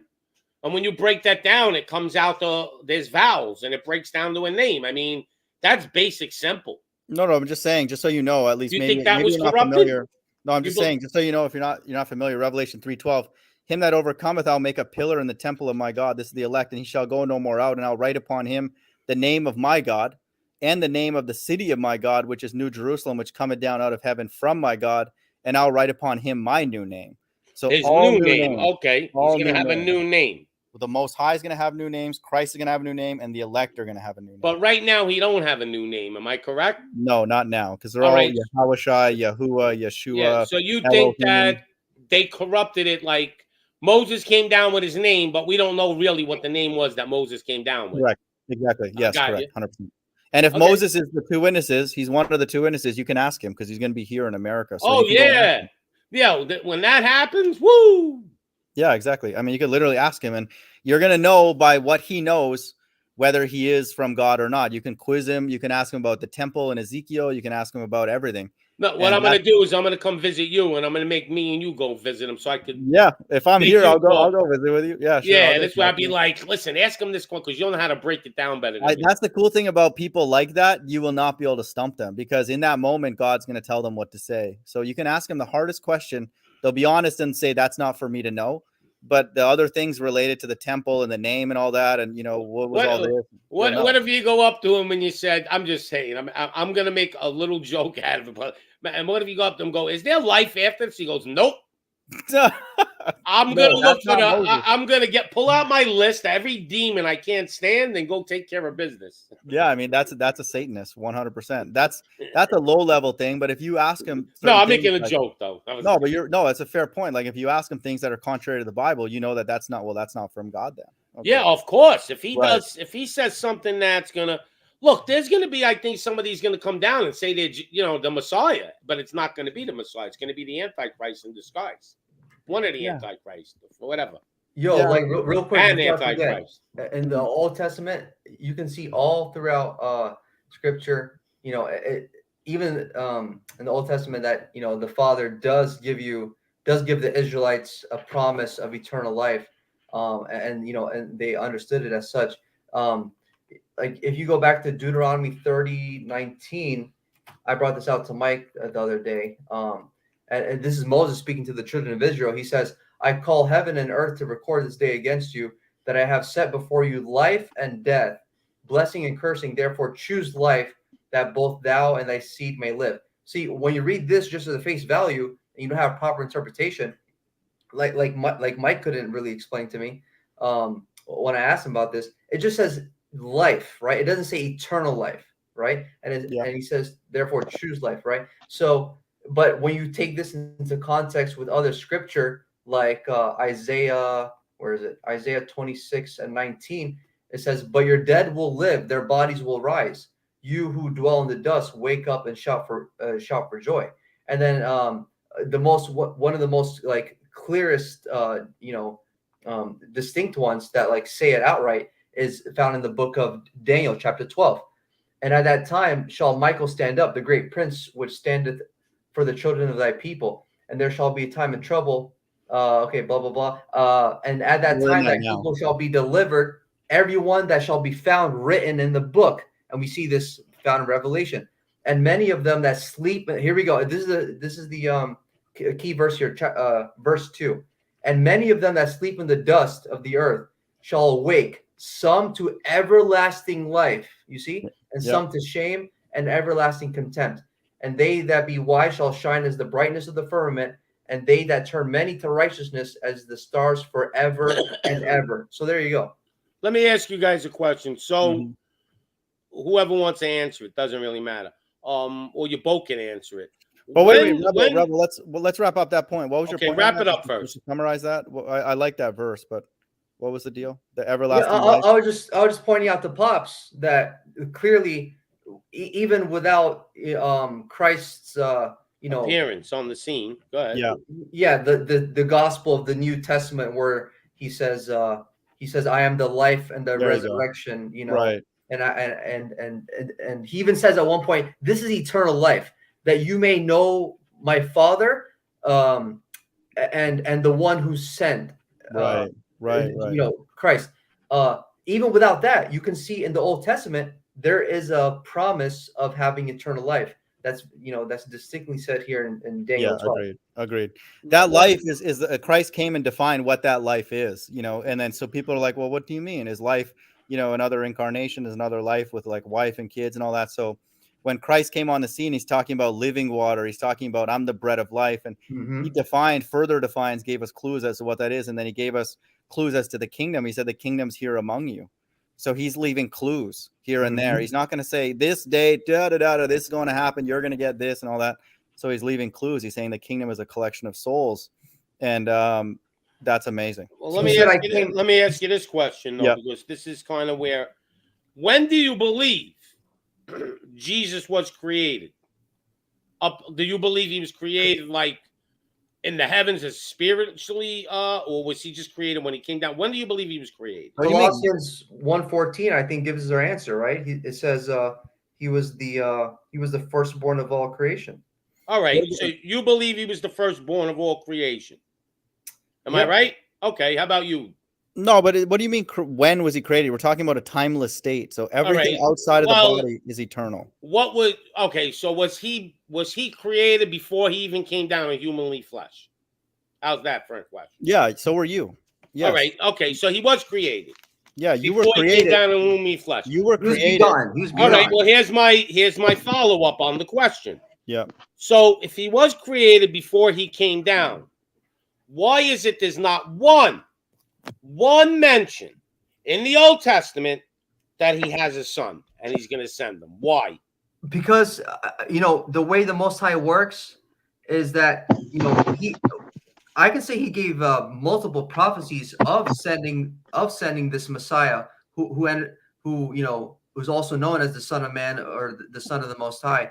But part of the reason why he didn't say it explicitly was because he wanted only the elect or people with eyes to see and ears to hear to unlock this revelation and mystery to them. If he said it explicitly, then there wouldn't have been such a contention with the Pharisees, scribes, and Sadducees of the day of them calling him blasphemy for saying that he was the Son of God, right? Pops, you have to understand. Pops, wait. 1 second. No, let me answer this. You don't understand, man. Part of the whole thing is ambiguity. That's what we were saying with the faith. Like nothing. You're looking for like why didn't we're playing God? Like God is I'm not revealing. playing God, but I think he would. Let me answer the question. You're asking for this. Why isn't this there and all that kind of stuff? As if you're the one who's writing the script. God is revealing things over thousands and thousands of years. He creates man. Then he starts putting spirit into them. Then they start calling on him. And then they start doing this and that and that. Then they start learning war and technology and all that kind of stuff. So it's a process. Okay. No, and I'm just saying there's no mention of him having a son until actually he's on the scene. It does. God, you're a son of God. Everything is a son of God. He's the son of God because he's the highest spirit on his right-hand side. We are sons of God. Everything is a quote son of God. It's Aren't we really the sons of Adam? No, everything exists is a derivative of God. And so that's why Christ is allowed to call himself the Son of God, the Son of Man, because all those things are true. Okay. He just happens to be the highest spirit on God's right-hand side. And so that's why when we read in Genesis, the sons of God did this. That's true too. Those are other souls that's from God went and did those things. That's the thing. It's all the same. Isaiah 9:6 is actually one of the most explicit prophecies of the Messiah, where he's actually called a son. It says, "For unto us a child is born," just like Christ was born in a manger in Galilee, to Joseph and Mary. Unto us a son is given, and the government shall be upon his shoulder, and his name shall be called Wonderful, Counselor, the Mighty God, the Everlasting Father, the Prince of Peace. Right? But that's the New Testament. No, Pops, this is Isaiah chapter 9. Oh, it's Isaiah. Right. Yeah. Oh, wow. I got to check that out. What's What alluded verse is to, that? man? It's as LOP would say, it's implied in many places. That one is all right. directly. So then there should be no doubt, man. I don't know what's up with I don't know why my son's on this kick. Pops. And then verse 7 says, "Of the increase of his government and the peace there shall be no end upon the throne of David and upon his kingdom to order it and to establish it with judgment and with justice from henceforth, even forever. The zeal of Yahuwah of hosts will perform this." You see? So we need that. When we asked Mike about this, he says, "Oh no, this is just a prophecy of what is it? Hezekiah or something like that. One of these Israelite Mike doesn't know anything, dude. I think I think my son's overthinking. Correct. I'll give you that. He's too smart for his own bridges, and now he's going to dig his own grave. Yeah, he's looking for ways that he may not be the Messiah, which everybody thinks about. I don't think he's the Messiah unless he returns. So I don't think he's the Christ. My son's always trying to disprove himself. Well, that's good. That's what I try and do too. He fights all the time. Like, okay, now I believe in the Almighty's name is this, and then he tries to debunk that, and he has, and then he finally got to the name that he believes, and he says he couldn't debunk it. Okay. Well, that's You cool. know, I mean, all we're trying to say, you just seem like you're a bit more open, and further along in that path. And I would just say, you're hey, on. you don't got to tell me because I love Jesus, man. Well, It upsets me to think about it, Well, I'm man. just saying we're on a good path. Like for us to go back to just the Old Testament, we'd have to undo a lot of understanding and then deny our reality. So I'm not doing that, obviously, and I don't think Right. you should It's either. just my main thing is with it, and this is what I've told my son, and you can ask him. I said, Mike, let's say I even go along with what you're saying a little bit. Yeah. I still can't believe, and I'm going to say this just the last time, but this is my strongest belief. The Almighty God will not deceive all of man in this fashion. There you go. I like that, man. Now you're amongst now you're with us, man. So I would just say it's safer ground to take the position that the entire New Testament is not just there to see who falls for the bait. Because if my son is right, that let's just say he is, we're all fucked. Correct. So, Pops, I want to add something on to that's what it. you're saying. That's I couldn't put it better myself. Go ahead, Galapagos. Yeah. So, like, I know, like, Mike, one of his stances is, well, the whole Bible could be made by, I guess, like the Masons or Jesuits or whatever. And, they could be making this prophecy happen. Well, my question to him then is, like, why is it only the Bible's prophecies being fulfilled? If you look at any other faith, like, they're all confused. They don't know what the heck's going on. Yeah. But like us here, we look outside and we'll say, okay, yeah, like a lot of Bible prophecy is happening right now. Why would they deceive us only? Why wouldn't I mean, I could play devil's advocate with that if you want. Yeah, go ahead. We're All right, fine. Go ahead. so the reason why would be is because they're going to want a one world religion eventually. So the Catholics could sit there and say, see, our Bible's right. All this stuff is happening. And look at it. Your Bible, your Quran doesn't say it. Your scrolls, to the Jews or whatever, it doesn't say it. I But see what our you're Bible is on point. I see what you're saying. So they're going to troll it up to the point to create a one world religion, that kind of thing. Yes. Got it. Okay. Fair But enough. I don't believe that, but I'm playing devil's advocate. That's a fair point. No, I wouldn't even say that's devil's advocate. That's logical. Like that could be true that they're trolling it, and then the blue beam would be maybe the last thing that they would need to be like, oh, okay. And maybe they'll just report people were taken away when they weren't actually taken away. That's possible. Okay, we've thought about all these things, and if they're trolling it, they're doing a damn good job. Let's just say that. Like it's pretty spot on with Job 9:24 and the strange apparel, and then mystery. But I don't think Babylon the Almighty's going to let them go to that extreme. See, that's where I got to step in and say, nope. The I agree Almighty too. would not let billions of people be deceived. Yeah, and that's why the Bible even says, I'm glad you mentioned that, the end times are going to be cut short for the elect's sake. So, and they're not deceived. So if we're not deceived and the Bible's true, then that proves that he's going to cut it short, like you just said. Yeah, So, yeah. I hope my son can get work his way out of it, because even believe me, my son's having a hard time with it. He sounds like he just needs to take like a nap for like a full day or something. Yeah, he's having a hard time with it. He's been fighting him. Go to bed. He's still fighting himself on it. He wants to believe in Jesus, but he's fighting himself. Here's the difference. When people debate, like I enjoy a scholarly debate, but sometimes when people argue, you can sense that they don't really believe what they're arguing. So they're trying to come to get me to believe to validate what they believe. And that's what he's doing. We don't do that. We just read hell is hell. We know it. Mark is Mark. This is that. And if people accept it, I don't care. And but have you even? I get it, but have you looked into what he says? Just yes, for your own sake. 100%, and they're valid. They're absolutely valid. Well, that's scary. No, it is scary. You're right, and because he brought up a difference in lineage and genealogy, and his points are all valid. Why is there this confusion? And then even what he did recently with the Ezekiel temple and those kind of things, you read those and you're like, yeah, like why is that the case? Like why are those sacrifices happening if this is in the kingdom? So it's valid, and so those are questions that I don't have the answer to. That's above my pay grade. The thing that's difficult though that he has to realize is that if Revelation didn't exist and it was everything up to Revelation, I'd take him a lot more seriously in terms of like maybe this Jesus thing is just to manipulate all these billions of people. And I'll be like, you look, they're clearly deceived. So, he has a valid point. That's where Revelation comes in and sort of says, well, there's no way that all the stuff in Revelation just happens to be true, because there's too many things. It's not just the mark, which is the most important, but the mystery of Babylon and the all that stuff. So, but in reality, man can't create that revelation. No, I agree. I agree. So let's say that revelation is just there again to do what you were talking about, troll it up to the one world religion. We'll have to see, and then yeah, we were deceived. But if that is the mark, which he sort of agrees with, that it's of the beast, then there, you don't throw it out for sure, and but the whole thing is good. Okay, so that's the the part Old that Testament doesn't mention the mark of the beast. exactly. That's why So that's why you got to figure it out now. Yeah, exactly, really. Yep. exactly. And it does mention 666, but a little bit encoded. So, but Revelation is the only place that I've seen up to this point in the Bible that explicitly says 666. So, and we see that everywhere. Like, you'd have to be a complete buffoon.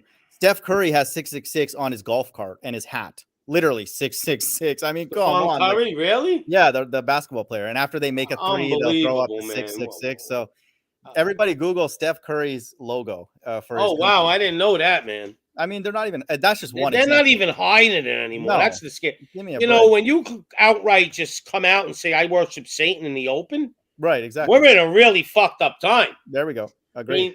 I mean, up till I don't know, maybe 1950, you could never do that. No, they would burn you at the stake. Practically. Agreed. There was more modesty. No one was, even growing up as a child, there was evil, but even in just my schooling system, it was a bit more relaxed. People were more let's make a snowman or let's go skating or something. Now it's just it's wild, dude. People are getting gunned down.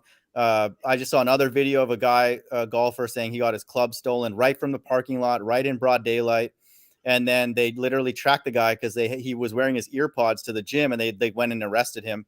And then he's like, no, I'm not going to snitch on the person who took it. And he's in jail. So all these crimes are happening all over the place. Jeez. It's wild. No, what I'm trying to say, look, I believe circus. I believe crime's always been here. Because the internet just makes you know what's going on in every country. Fair point. But here's my point. Yeah. When I was a kid, now I'm from a couple of decades before you. Mm-hmm. If you wore a hat in school that had 666 on it, you were getting a beating. You were getting a fucking beating when you got out of school. Yeah, see, now it's now you're cool. It's cool. Oh, Steph Curry got it. Yeah, exactly. It's cool to wear devil worship on you. Right, exactly. My day, you couldn't get away with that shit. No, people were not about this Luciferian, the music was a little bit dark with Marilyn Manson, a little bit, but we're mostly listening to innocent stuff. I promise you one thing. If they put, I always said this and I have to do it, and maybe the Almighty's going to test me. Yeah. If they put a satanic statue near my house somewhere, yeah, I am going there with a fucking sledgehammer, and you're going to see me on YouTube. I don't care. I'll get arrested. I don't give a shit. I'll super chat you, Pops, for your bail. Doing it. Yeah, I almost contemplate about flying to Chicago where they have it. Yeah. And doing it. But dude, they got something like that outside, I think, the Denver airport, outside of CERN. Right. They got all those statues. They got all this shit. Right. But if they put a statue near my fucking house, yeah, I'm doing it. Because if everybody did this that lived near a satanic statue, they wouldn't be out there. But you know what they do, I heard? Yeah. They don't leave the statues there. They take them. They put them up for a couple of days, and they put a security guard around them. Yeah. And then when they leave, they take the statue. Because if they left it there, I got to believe there's some people like me that would just go up and destroy that. Agreed. Yeah. Yeah, it would get spray painted on and stuff. Yeah. Did you ever see the video of the guy in, I think it was Manhattan? Yeah. He was chiseling out, there was a pedophile statue that was on the building. It was attached in the building. Mm-hmm. And the guy was pedophiling a young boy. And they show him, he's on a ladder. Well, cutting stone, and he's fucking chiseling out the statue. Wow. And he's saying, this is a pedophile. I love that guy. That's what we should be doing right now. Yeah, I agree. I think people are even stuff related to Planned Parenthood. Again, I'm not recommending people go and do that kind of stuff at all. But yeah, I mean that people are getting fed murder. up. They're looking around and seeing death represented everywhere, and we're tired of looking at death with our eyes. It's murder, man. I don't care what you tell me. No, it is for sure. I agree.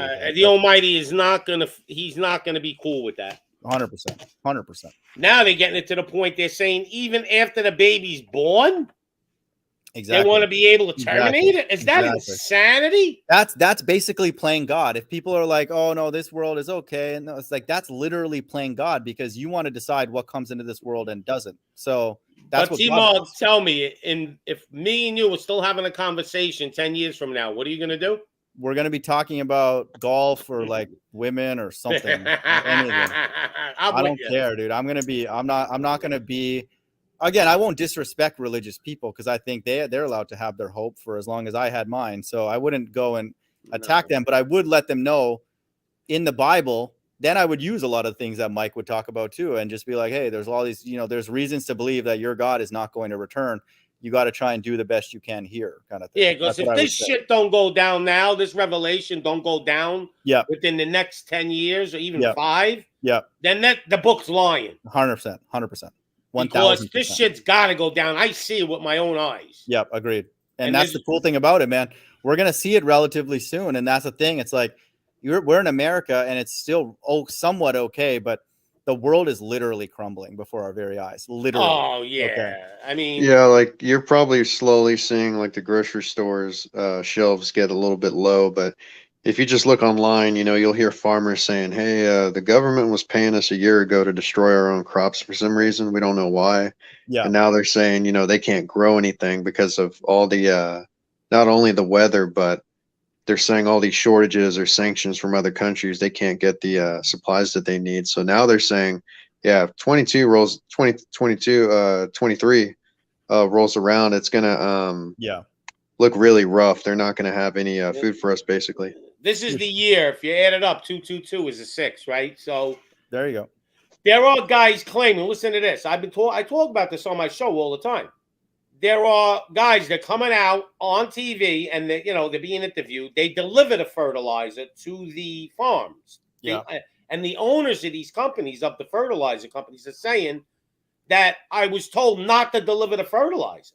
Yeah, and they were threatened that if they did, they would. I think they told them too. We'll buy everything. We'll pay you double, but do not deliver. Yeah, pops. That's what I'm hearing too. That's what I'm seeing. So when they're doing shit like that, what are you gonna do? I mean, it's just not going to be food. Yeah, agreed. Yeah, it's going to happen. This place is deliberately going down.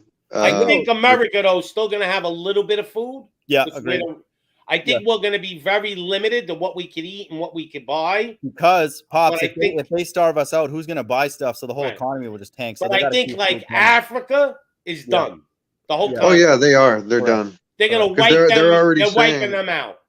Yeah, they're already saying that they can't grow food. They don't have any more wheat because they got it from Ukraine. We got whole countries. Russia's about to default. Sri Lanka's about to default.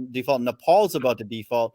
This whole place is just a damn circus, man. Like, no one can pay for shit out here. Pardon my French.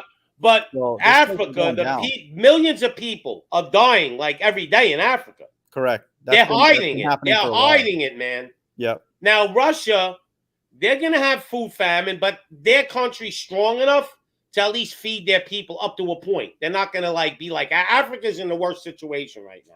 Mm-hmm. And then I think South America is the next one that's in the worst situation. Agreed. Yep. I think those two continents are going to really suffer. Yep.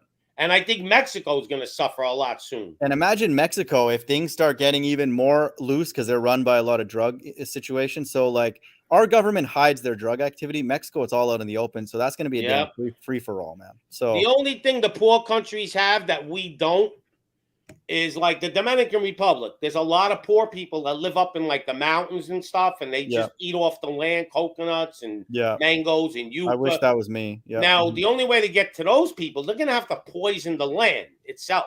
Yeah. And they will do it with chemtrails. Well, that's what the Bible says is going to happen, actually. God's going to start destroying the wildlife, but, we'll see. Destroying. When you start seeing trees dying like crazy, that's when you're going to have the sign. Because when the trees die...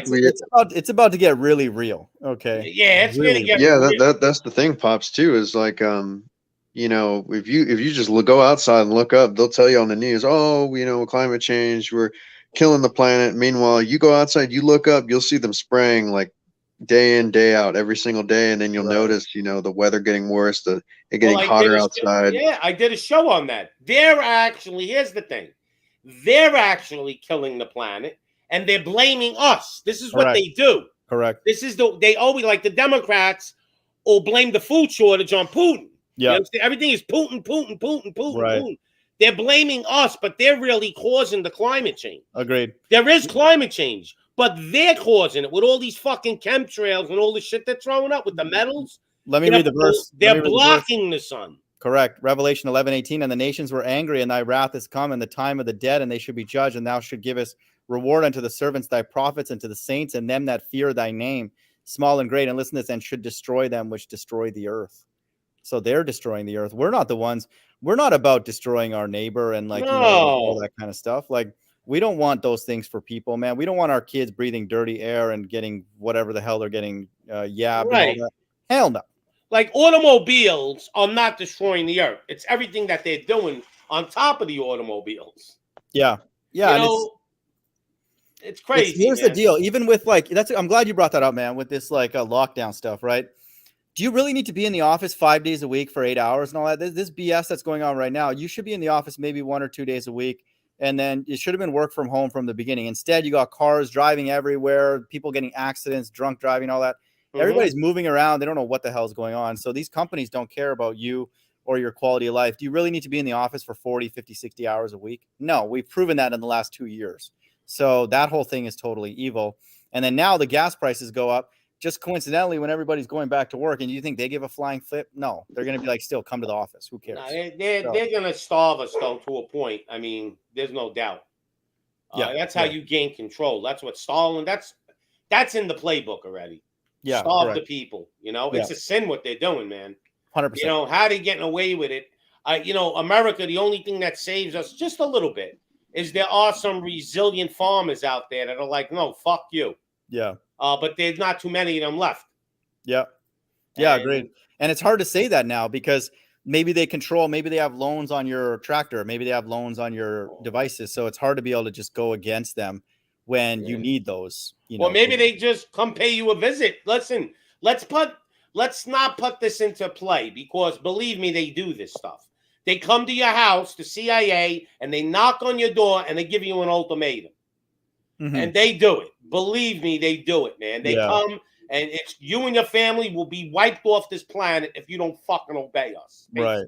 Agreed. And 99.9% of people will just back out and go, all right, you know, and they're going to give you enough money where you can take care of your family. You know, they're going to buy all your land or what, but you can't do shit about it. It's not like you can say, no, I don't care. I have my own farms. I don't need your money. No, buddy. You have no choice. They're like the mob. We're going to give you an offer you can't refuse. Mm-hmm. So I think that's what's going on a lot out there. I think that people are being threatened and shaken down to the point. I believe it. Now, a lot of people will just give in and sell out because of the money. You know, somebody comes over to you and says, I'll pay you double for what your crop is worth. Don't sell it. You know, no brainer, right? Yeah. But a couple of resilient farmers that know, like, they're, you know, religious and everything, and they go, no, fuck you. Yeah. I'm not doing that to people. Oh, really? Well, you're going to have no choice now. Right. And Pops, that's the thing that's deep. That's what's deep about it, man, is everybody's being spiritually propositioned with what you're saying. They may do it in a different way because we don't have a farm, but they're going to come and proposition everybody and be like, do this or this. Yep. And that's what's happening. You know, and it's maybe it'll take a year or 2 or 3 for some people, but it's clearly coming, you know, that proposition is being made by the enemy. And then once in a while, people that refuse, they disappear. Correct. 100%. And that's it. Something happened mysteriously. You know, aliens came and picked them up in a spaceship. Well, hopefully that's literal. We'll see. Oh, my God. Yeah. You know what I mean, though? Like, they got abducted. Bullshit, they got abducted. You killed them. Yeah, that's why righteous leadership cannot pop up at all, you know, because notice how when this narrative comes, everybody's like, yeah, I'm down with it. Okay, yeah, lockdown, this, that. Everybody agreed. You can't imagine how evil this world is. Yeah. Even though you think you know everything. Like, I agree with that. You know the batteries? I'm doing a show called Blood Batteries. Yep. Do you know in China, they got people mining cobalt and stuff, kids.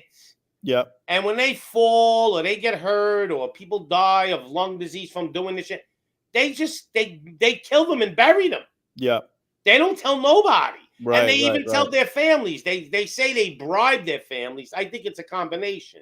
They bribe and threaten them. They go, here's a couple of $1,000 for your loss. And if you say anything, you and your family are going to get wiped out. Jeez, dude. And this is what they're doing, man. They're doing this shit. This shit's real. This ain't like this ain't a movie. Agreed. And people think slavery is done. You don't think people are being bought and sold like kids and all More that? slavery now than the history of mankind. Agreed. It's just maybe covert, and it's like yeah, it's more under the radar kind of thing. So 100%. Absolutely, man. Yeah. So Pops, that's the thing, man. Like as much as we disagree with your son, it's not that he doesn't understand that judgment's coming, and that part we'll agree, and even Perry believes that, and Perry's just a total fruitcake. A couple of things my son said to me about it made sense, and I agreed with it, but I still don't agree that, like I said before, and I'll stand by this, I don't believe the Almighty God would deceive us in such a fashion. Yeah. That's my argument to my son. Yeah, that's and I tell him all the time, I go, I get it. I get what you're saying, but there's got to be more to the story. Maybe you're being deceived. Yeah. Or maybe you're just too smart for your own bridges, But Pops, here's the deal. Here's what I want to say for anybody out there who's a hardcore Old Testament person. If you are like that for real, and you wear that covering around you, you won't be deceived. You'll be fine. Right. You're still going to go through life and then decide what to do and not do and make the right decisions for sure. But you got to make sure you stick to it. You can't be like, oh, well, God's going to forgive me of this. I'll just say a lip service prayer. And then you're screwed. Anybody. That's not a shot to Mike. But if you go with that mindset and you ignore the New Testament and you just go through life, well, you could do anything and then just be like, okay, well, God's going to forgive me that. And then I'll move on. But what if he's not going to forgive you? How do you know that he's going to forgive you? Right. We'll see. See, I think the New Testament was created for men like me. Okay. I sinned and I did things and I still sin. I try my best to sin less, Yeah, same. Yeah. But according to the Old Testament, I got no shot. I don't either. I don't either. What I'm saying? I'm screwed too. 100%. Yes. So correct. Maybe he did do what he did with the New Testament to give us a little bit of a break, to be a little more lenient. Yes. And the thing is, Pops, here's the thing. Like if you have kids, right, and then you send them to a tough school or in a tough neighborhood because maybe you grow up in that different environment, you have a little bit of wiggle room. You don't your kids may be around rough people and maybe they're got to be tough and nasty a little bit. So you leave a little bit of room for that kid to grow in a different pace than if you're a private school, everything's buttoned up, everything's this and that. So God's aware that we're in an evil world for all the reasons you just talked about. So God's aware. I want people to know this, that we're in a difficult state. We don't even know. There's got to be some wiggle room. Agree. It has to be, because we don't even understand our own body, and these people don't understand our body, but they claim to know our body, and we don't have any other choice. We can't make a hospital a righteous hospital and like operate on people and all that. So just know that, here's my argument not my argument, my agreement with that. Yeah. Like I used to tell my son, this is before he really got into religion, but he was getting it. I said, you got to understand one thing. When the Almighty wrote the books and everything, like during the apostles, right? Yeah. I think it's way easier to sin today than it was then. Like there was no porn. There was no internet. The girls weren't walking around almost naked. Right. If those apostles or whatever, those people back in the biblical days were seeing girls walk around with no clothes on almost, all made up and all this porno, they had TVs and all that shit, they would have been sinning too. Correct. 100%. So we're being, the temptation today is enormous. Agreed. 100%. This is like living in Sodom and Gomorrah almost. It's correct. And it doesn't give us an excuse to go do those things. But if we were raised, for example, knowing God existed, and we were free to go and dive into whether we wanted to follow the laws or not at a young age, some of us would have chosen it, a better path. But a lot of us were raised in atheist homes or Hindu homes or homes where, it wasn't that strict. Or even Catholic homes. Yeah. I mean, these people that grew up in Christ's time, the ones that were righteous, grew up in very modest, strict homes, no, you don't go out and do those things, and you marry at this age and then you do this. And so we had a lot of quote unquote freedom. Again, the Bible says we were subject to vanity, not willingly. Okay. But so we have hope in God for our salvation. So we have to understand that God put us here for a particular reason. And so, but the fact that we recognize that all this is vanity is good, like because a lot of people don't. Cigarettes. They didn't have cigarettes during, the days of, King David, let's say. There weren't Probably so not. who was going to smoke cigarettes? Nobody. They didn't Yeah. exist. Yeah. You know, so I'm just trying to say, like, there's got to be a little wiggle room. Yeah, agreed. And I think that you know, again, their society is very, very different, and then they had you know, certain structures and things going on, and then when the whole community is very strict, then it, you know, you don't have as much room to Right. still be a goofball, you know. It was easier to be like, to me, it was easier then, like, not to be like perverted. Like, Yeah. you know, And you I'll say had your this, wife, Pops. and your wife was submissive, and Pops, check this out. Imagine if Christ is born in America or somewhere in the world. How long would he last? He would look around and be like, these people are disgusting. Like, I don't want to be here. right. So, you know, like, how that's the thing. Christ just be living to his age proves that, you know, that he lived in a much more righteous ecosystem. Because if he was Yeah. born in America, what is he going to drink? The garbage water, you know, the whatever is in there, the freaking Right. crap that they put in that. Fluoride, everything. Yeah, and all that shit. Like, he's not going to be drinking that, and then all the GMO food and all that. Like, he's not going to be touching No, that. So, people were way more moral back then. yeah, I mean, you know, there was evil, but the average person just had a lot more morals than now. Like, men didn't go around sleeping with other men's wives back then like they do now. Now it's like a no big deal. Oh, you're married? So what? Let's go to the hotel. yeah, I mean, you know, it's just, I don't know. I think there's got to be a little wiggle room if you were raised in Sodom and Gomorrah and you 100%. overcame almost everything. And that, I would say that's the main point of Christ's appearance on the scene, because if there was a community of Israelites together and they could keep the law, then you can attain righteousness that way. Then that would be okay. You know, just honor the law, Yeah. do the forgiveness, and then do that stuff. But the fact that we're all spread and some of us are in these vile places, we cannot go sacrifice a goat or even remember all the sins that we did throughout our life, because it'll take us for like 100 years. So we need that wiggle Like, room. you're the product of your environment. Yeah. You know, Agreed. like, I don't think Amish children are growing up like the regular children. No, they're not. No, they're not. They're not reprobates. A lot of them. A lot of those people got it right, man. They lived off the grid. They got away from all this crap, and like they're like, get me the hell away from all the Quakers Yeah. and Mennonites and Amish. They were the smart ones. If the Amish just straightened out their religion a little better, they got it right 100%. I wouldn't be surprised if God's elect are living in that kind of lifestyle. You know, they don't have to know everything about the Bible, but No. if they're living a pure life like that, I'm sure God is telling them lots of things. Yeah, I mean, they're flourishing, actually. Right. Romans 8:20, for the creature was made subject to vanity, not willingly, but by reason of him who has subject the same in hope. So we are put here in this predicament so we have hope in salvation. Right. Because if our life was sort of okay, then we wouldn't be like, want to get out of here. We'd be like, yeah, it's not bad. Right. Right. You're right. Yeah. We'll be like, it is bad. I can't wait to get the fuck out of here, to be honest. I mean, you know, I won't kill myself, but like, you know, I can't wait for it to just let's get it over. I'm done. Right. I had enough, man. I can't take it anymore. I can't take waking up and seeing all these people get away with this evil. I can't. Right. I can't deal with it. It bothers. But what's cool, what your son has done, which is cool though, is kind of gotten off the grid, gotten a family, you know, good fellowship. That part, I'm like, that's dope, man. Like, yeah, he lives a pretty clean. My son lives a pretty clean life. I'm not going to say it's on. So that aspect, I'll never be jealous. I think that's a smart person that did that. So yeah, and his kids, they're really good kids. Like, they don't, you know, they're not like the average kid. You know, and I know it, man.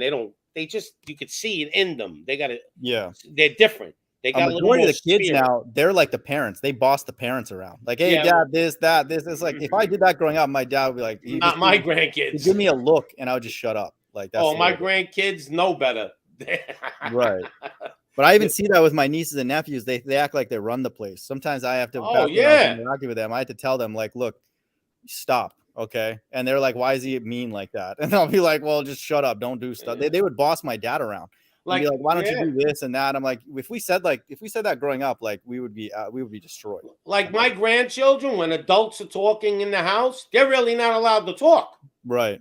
And my son will shut them right up. Like, you know, my granddaughter, she's 7, you know, and she tries to get a little comment in because she just wants attention. And my son will shut that down right there. Like, who asked you? You're a child. You listen. But you don't talk. We don't, you know. Sounds listen, like but don't be heard. Live stream. Yeah, that's perfect. So you know, I mean, they're allowed to talk when it's when it's in like when they're talking like a family, just hanging out and talking.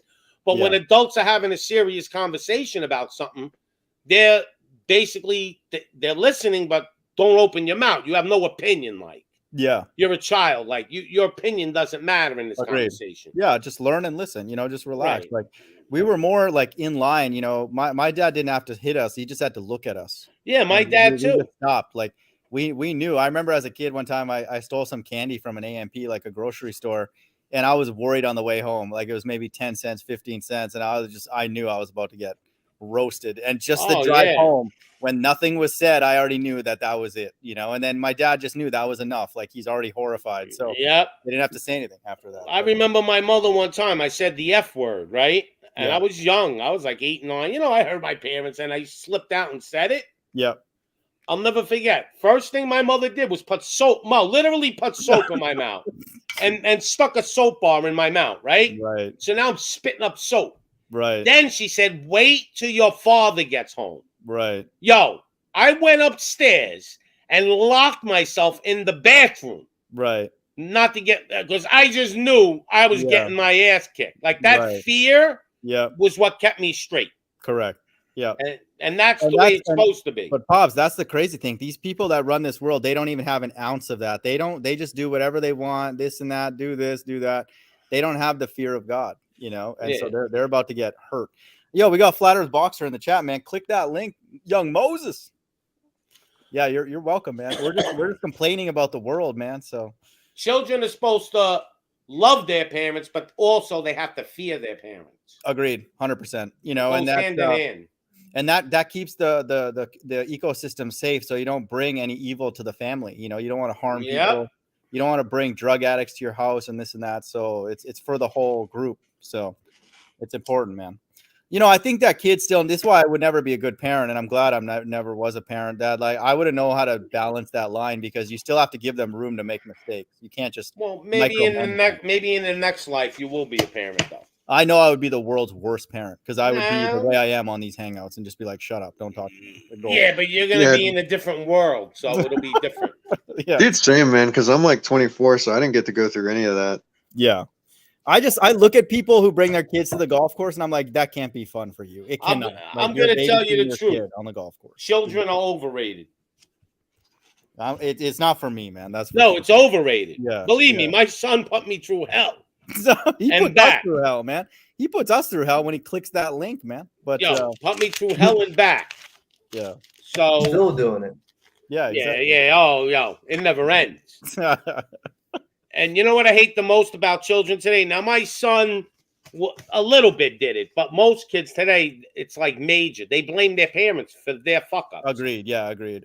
I'm thankful I don't have that situation, because they never did that to me, and I'm thankful for that. You're 25 years old and you're still blaming me? Right. Like, when the fuck does that end? Like, when are you going to say I'm a man? Right. Agreed. 100%. Oh, what they are, when they don't want to deal with what you're telling them, they go, well, I'm a man. Yeah. But then it's my fault still. Certain parents literally have jacked up their kids. So we're not talking about that. Like, that is definitely out there. Yeah. But, if you're out of decent parents and you made a bunch of stupid choices, then that's on you. I agree with that. So, yeah. My son, I raised him right. My biggest problem was I raised him in the wrong environment. Yeah. That's the part that New York for a lot of people in Pops, because like a lot of people will raise their kids and they're already not going to win, because your environment, even if you have a good natured soul and then your kid is genuine, like if you go hang around the wrong people, it's just a matter of time, or you hang out by yourself, or do you do what they're doing? So right, they're in a bad situation. And I have a lot of sympathy, especially people in the inner city here. I lived in East Harlem, and I looked at where they would live, and I'm like, I wouldn't live there. No, I swear, if I knew what I knew now, I may have became Amish. Yeah, exactly. At like 20 years old, man. I would run away, man. I would be like, I'm out of here, dude. So yeah, I would have been like, I'll go live in that farm, and I love horses. I hate cars, so I'd rather have a horse with a buggy anyway. Right. I'd sleep on a golf course or something. Yeah, I got no problem being an Amish at all, really, to be honest. Yeah. It's just that the religious part I'm not crazy about, the way they believe in the Bible. So, Pops, we have a little saying here. This is it. So if this is it, man, it's just Oh, buckle this- up, man. It's gonna be quite the Oh, show. let me tell you, sometimes the other day, like, I don't know if this happens to you, like I heard some crazy thunder, right? Yep. And I was like, oh, that's it, it's coming. Yeah. Like, I'm almost inviting it. I'm like a little nervous. Look, I'm not going to sit there and say you don't get a little chill up your spine. Yeah. But like, I'm like, holy shit, he's pissed off. Yeah. Like, and dude, I can hear that's a good thing, man. I'm not scared about that interaction with God. I'm only scared about what these fruitcakes out here are gonna do. So if God comes and I'm not there, I just want to see it. I just want to see that, man. Oh, I can't wait to see the demons getting yoked. Oh, they're gonna know what's up. That's why the Bible says they're gonna wail because of him. They're gonna know, like, oh shit. Isn't it supposedly in the Bible too? Like he's gonna send us back down to go hunt them. It's in the Some sky, shit like that. Yeah, it's in the sky. Yeah, in the UFOs. Yep. Like I could just like see Obama and go get him. Like, oh, I can't zap, wait. You could zap them with a laser. That's the way it's said. Obama, Biden, all of them. Fauci. Oh, I can't wait to get Fauci. Woo, dude. That's. Can you imagine like if we're fantasy? But Pops, you're excited to do that. So are we. Like, how much would God is he's excited to clean up this earth, man? Like all the ground can't breathe, all these high rises, these useless companies, all these dumb people. God's gonna just clean it all up, man. Yeah, he's got to be looking down, going, "This is out of control." Right, correct. Like, really, what do you think he's thinking? He's going, "I can't fucking believe this." Yeah, I think he needs just those last couple people to like wake up, and then it's over, man. It's a done deal. I'll tell you, a guy came on my show yesterday. Okay, Hold the Truth, his name is, and he said something to me that it almost scarred me in my mind because he's right. Yeah, he said. I said, all these people, a lot of these politicians, whatever, they're evil. Mm-hmm. They're demons. He goes, Pops. He goes, these people are even worse than the devil. He says, you don't understand. The devil got even rules. He said that these people are worse than the devil. That's funny, man. And I almost believe that. I believe that these people are even beyond. The devil's even looking at them and going, that's a good one. That's wild, dude. I've never thought about that, but that is true because the devil has some aspect of righteousness because he's in the presence of God. So even he's probably like, dude, this freak show's got to end. Man. Yeah, like even the devil has rules. These people got no rules whatsoever. Zero. They just make up law. They don't stop lying. Yo, they're making up random stories like it's not even funny at this point, man. Like the stories are so ridiculous. Everything. Like, oh, Putin's causing the freaking pricing. Like, really? Putin's causing the price increases and all that? Give me a break. So we get 4% of our oil from Russia, but yet everything isn't, it's all Putin's fault. Exactly. We can't turn on the Keystone pipeline and start pumping our own oil, right? Right. Come on now. It's stupid, man. But so you know what it is? Everybody knows, and it don't matter. They're doing it. Yeah, they can just say whatever now and they get away with it. I don't even think people believe it. Listen, this is the one thing that when we don't realize. Yeah. Probably 95% of the people don't believe what they're saying. Yeah. But they're making it sound like most people do believe it. Yeah, I agree. I don't think even people listen to it anymore. This is the mind fuck that they got. They got you believing in, like, they were doing the polls on Biden. They go, well, his poll ratings went down to 38%. No, buddy, his poll ratings went down to 8%. Yeah, exactly. There ain't 38% of the country that would want Biden to be president again. Dude, God sent a bird to damn poo on Biden yesterday. So yeah, like, dope, man. I don't think anybody would vote for Biden. No, like 1% maybe. I don't think people in his own family would vote for him. That's how senile he is, dude. People could hate Donald Trump, and they still would vote for him over Biden. Correct. Agreed. I don't want to hear Biden talk because he doesn't know how to speak. So I would vote for somebody else just to get rid of the guy. Like, I don't want to hear him talk. But understand, it ain't Biden that's doing all this. You got to understand, the Senate and Congress are really the evil. They can override Biden on everything. He's the fall guy. Everything they point by, it's like they're pointing to Putin, and the senators and congressmen are pointing to Biden. Now, notice how everybody's pointing to everybody else, but no one's pointing to the real problem that this whole setup is just totally stupid. Yeah, but the Senate but in the United States, if our Senate and Congress were real people, they could overrule Biden. Their military could stop any of this shit that they want, but they're in on it. So I say the only way, it's not going to happen, but the only way you would be able to even change things is every single congressman, every single senator, all have to be arrested and trialed as traitors and they're guilty unless they can prove they're innocent. Right, No, you're right. innocent. You're guilty. You prove to me you're innocent. Dude, I would laugh at those court proceedings, man. That would be wild. Yeah, you prove you're That innocent would be because wild, dude. I don't think there's more than a handful that you can count on one hand that can prove they're innocent. Yeah.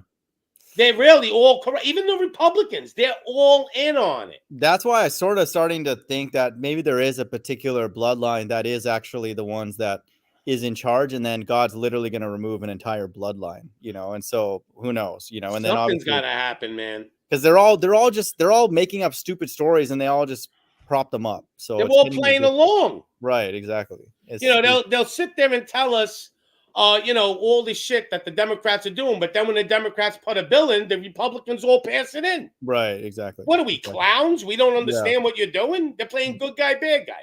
Yeah. Yeah, California is putting up laws now and passing them behind the scenes that if you disagree with the government, then you know you could be like prosecuted and stuff. Well, you So see, it's like- you see what Trudeau did? yeah, with the bank accounts for No. the You see what he did with the he just did it with the you need a license now to be a journalist. Oh my god. Dude. And you have to go through the government to get approved. So the one newspaper that didn't go along with any of this, Yeah. and they're big. They didn't give them the license, so they can't like do journalism no more in Canada. Wow. Oh my god, dude. They did it. They just did it like yesterday or the That's day before. stupid. If His you don't agree, his name is funny though. Justin Trudeau. It's like Just Intruder. It almost sounds like a just. yeah, it's like and you even know their what he names said, are color. Trudeau? He didn't say that if you don't agree with us. He just said if you put any false information Yeah. out there, you don't deserve to be a journalist. So basically, if you don't put out what we want you, Yeah. it's false information. Yeah. And they're gonna do that in the United States. It's just a Yeah. matter of time. Like That's again, Pops. This goes back to the Bible too. That's essentially why the Bible pretty much has to come true soon or not, because eventually the Bible will literally be labeled false information. You're not even allowed to read it. You know? Yep. And they're gonna come arrest like me and you for having YouTube channels and everything. Exactly. Even if you have an opinion on it, even if it's wrong, they'll probably like, no, don't even read it. We're domestic terrorists, me and you. Right. Exactly. Yo, guys, I got to eat something, but I'll go live again, you know, next few days. So, Hey, you guys thanks wanna for pop having by. me. It was a pleasure. Thanks for joining, Pops. All right. Shalom. And you too, Rebel. Thanks for giving me some information. Yeah, it was fun, man. So shout out to Galapagos as well, and End Times Teacher.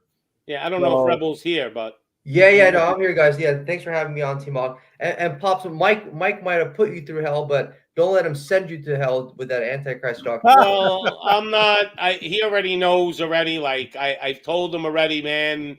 I says even if I believe some of the shit, I said, man, this is a real tough one for me to buy into. I says, and I told him exactly what I told you. I just don't believe the Almighty would deceive us in such a way. Yeah. Right. Yeah. It's too much deception for a normal man. Agreed.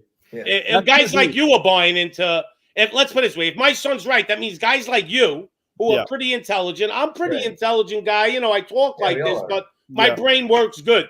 And if guys like us are being deceived, then what the hell's the world got a chance? Yeah, we have good discernment. Yeah. That's the way it would be. It would be like deception. Then we came into some truth, some understanding, which is happening. And then we'd be like, no, that's a lie. So it'd be like deception, truth, then back to deception. That would be weird. Like, how does that work? But it's major deception. Mo, it's not like True. Agreed. Yeah. Agreed. like it wouldn't be like, I mean, you're telling me the Almighty let them create a whole religion and this is his son and let him get away. Like the Almighty could have put a stop to that if he wanted. Agreed. Let's say they tried to do it. Let's say what my son is saying correct, right? Yeah. The Almighty would have stopped that thing right in its tracks. Agreed. He would have never let them do that.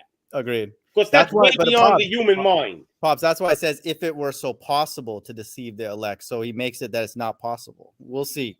Ultimately, Christ leaves it open. That's why he uses vague language. I hate to say it, but I hope he's not right. Because I can't believe that he's right about this one.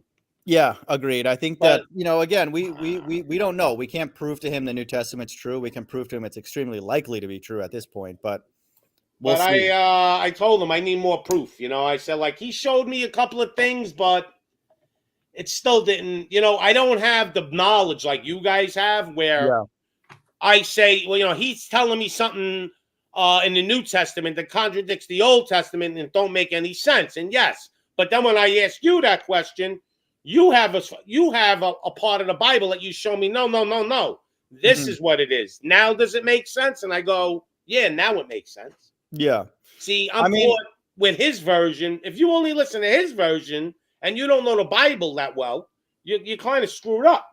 Well, I would say his issue is that he's going to the Bible thinking that everything has to be perfect because it's Holy Spirit inspired. And that's his issue. It's like, if you go to a book and then find one inconsistency, and you're going to find more than one, and you'll be like, well, no, this can't be it because the Bible's supposed to be perfect. Then you're off to a bad start, because God puts the deceptions in there on purpose. Again, if it was all like neat and tidy, this is going to happen, you don't require any faith, then, I mean, is that really a belief? You're just reading a history book and then it tells you on this day this is going to happen.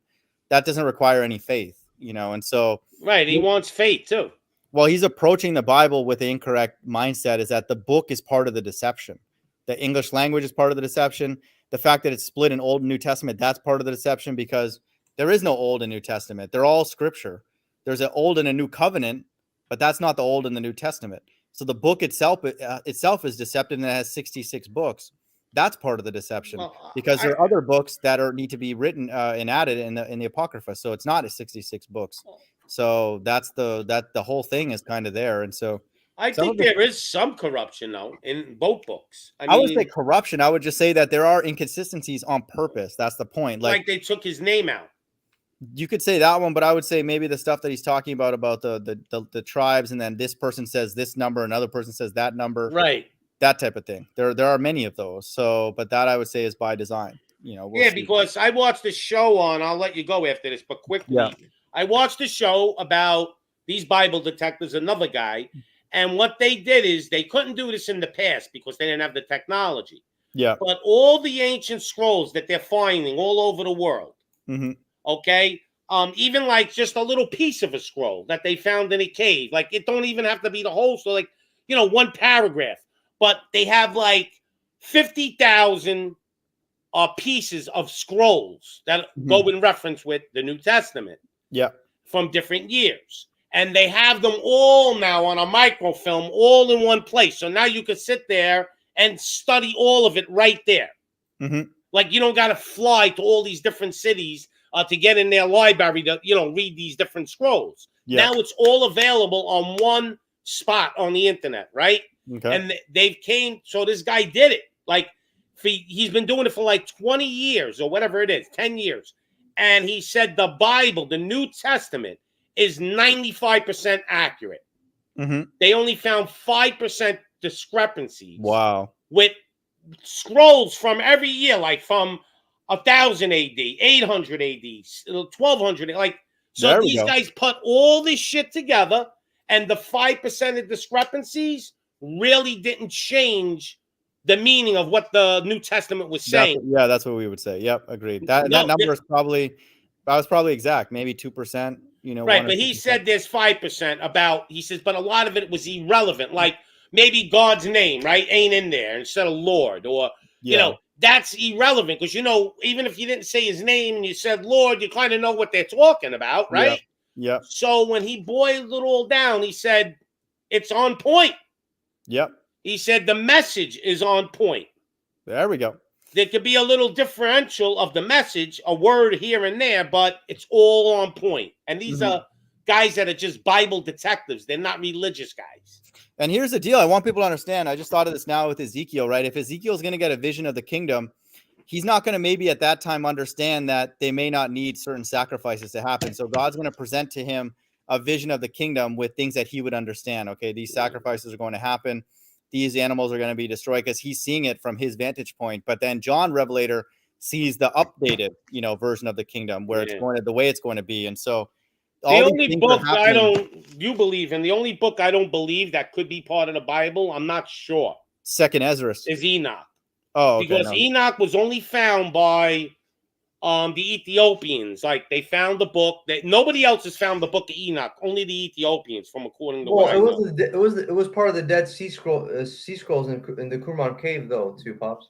Oh, was it? That's good news then. It makes me feel better. When I read it, I didn't see anything. I love the book of Enoch. Yeah, I didn't see anything in there. It teaches a flat station era, teaches judgment in the last days, teaches all the same stuff. But the thing with the book of Enoch, they say if you match up a lot of the verses, Yep. they match up with the Bible. It does. Like 100%. it's like 100%. kind of they just copied it to make it look like really like holy. Like I don't know if it's true.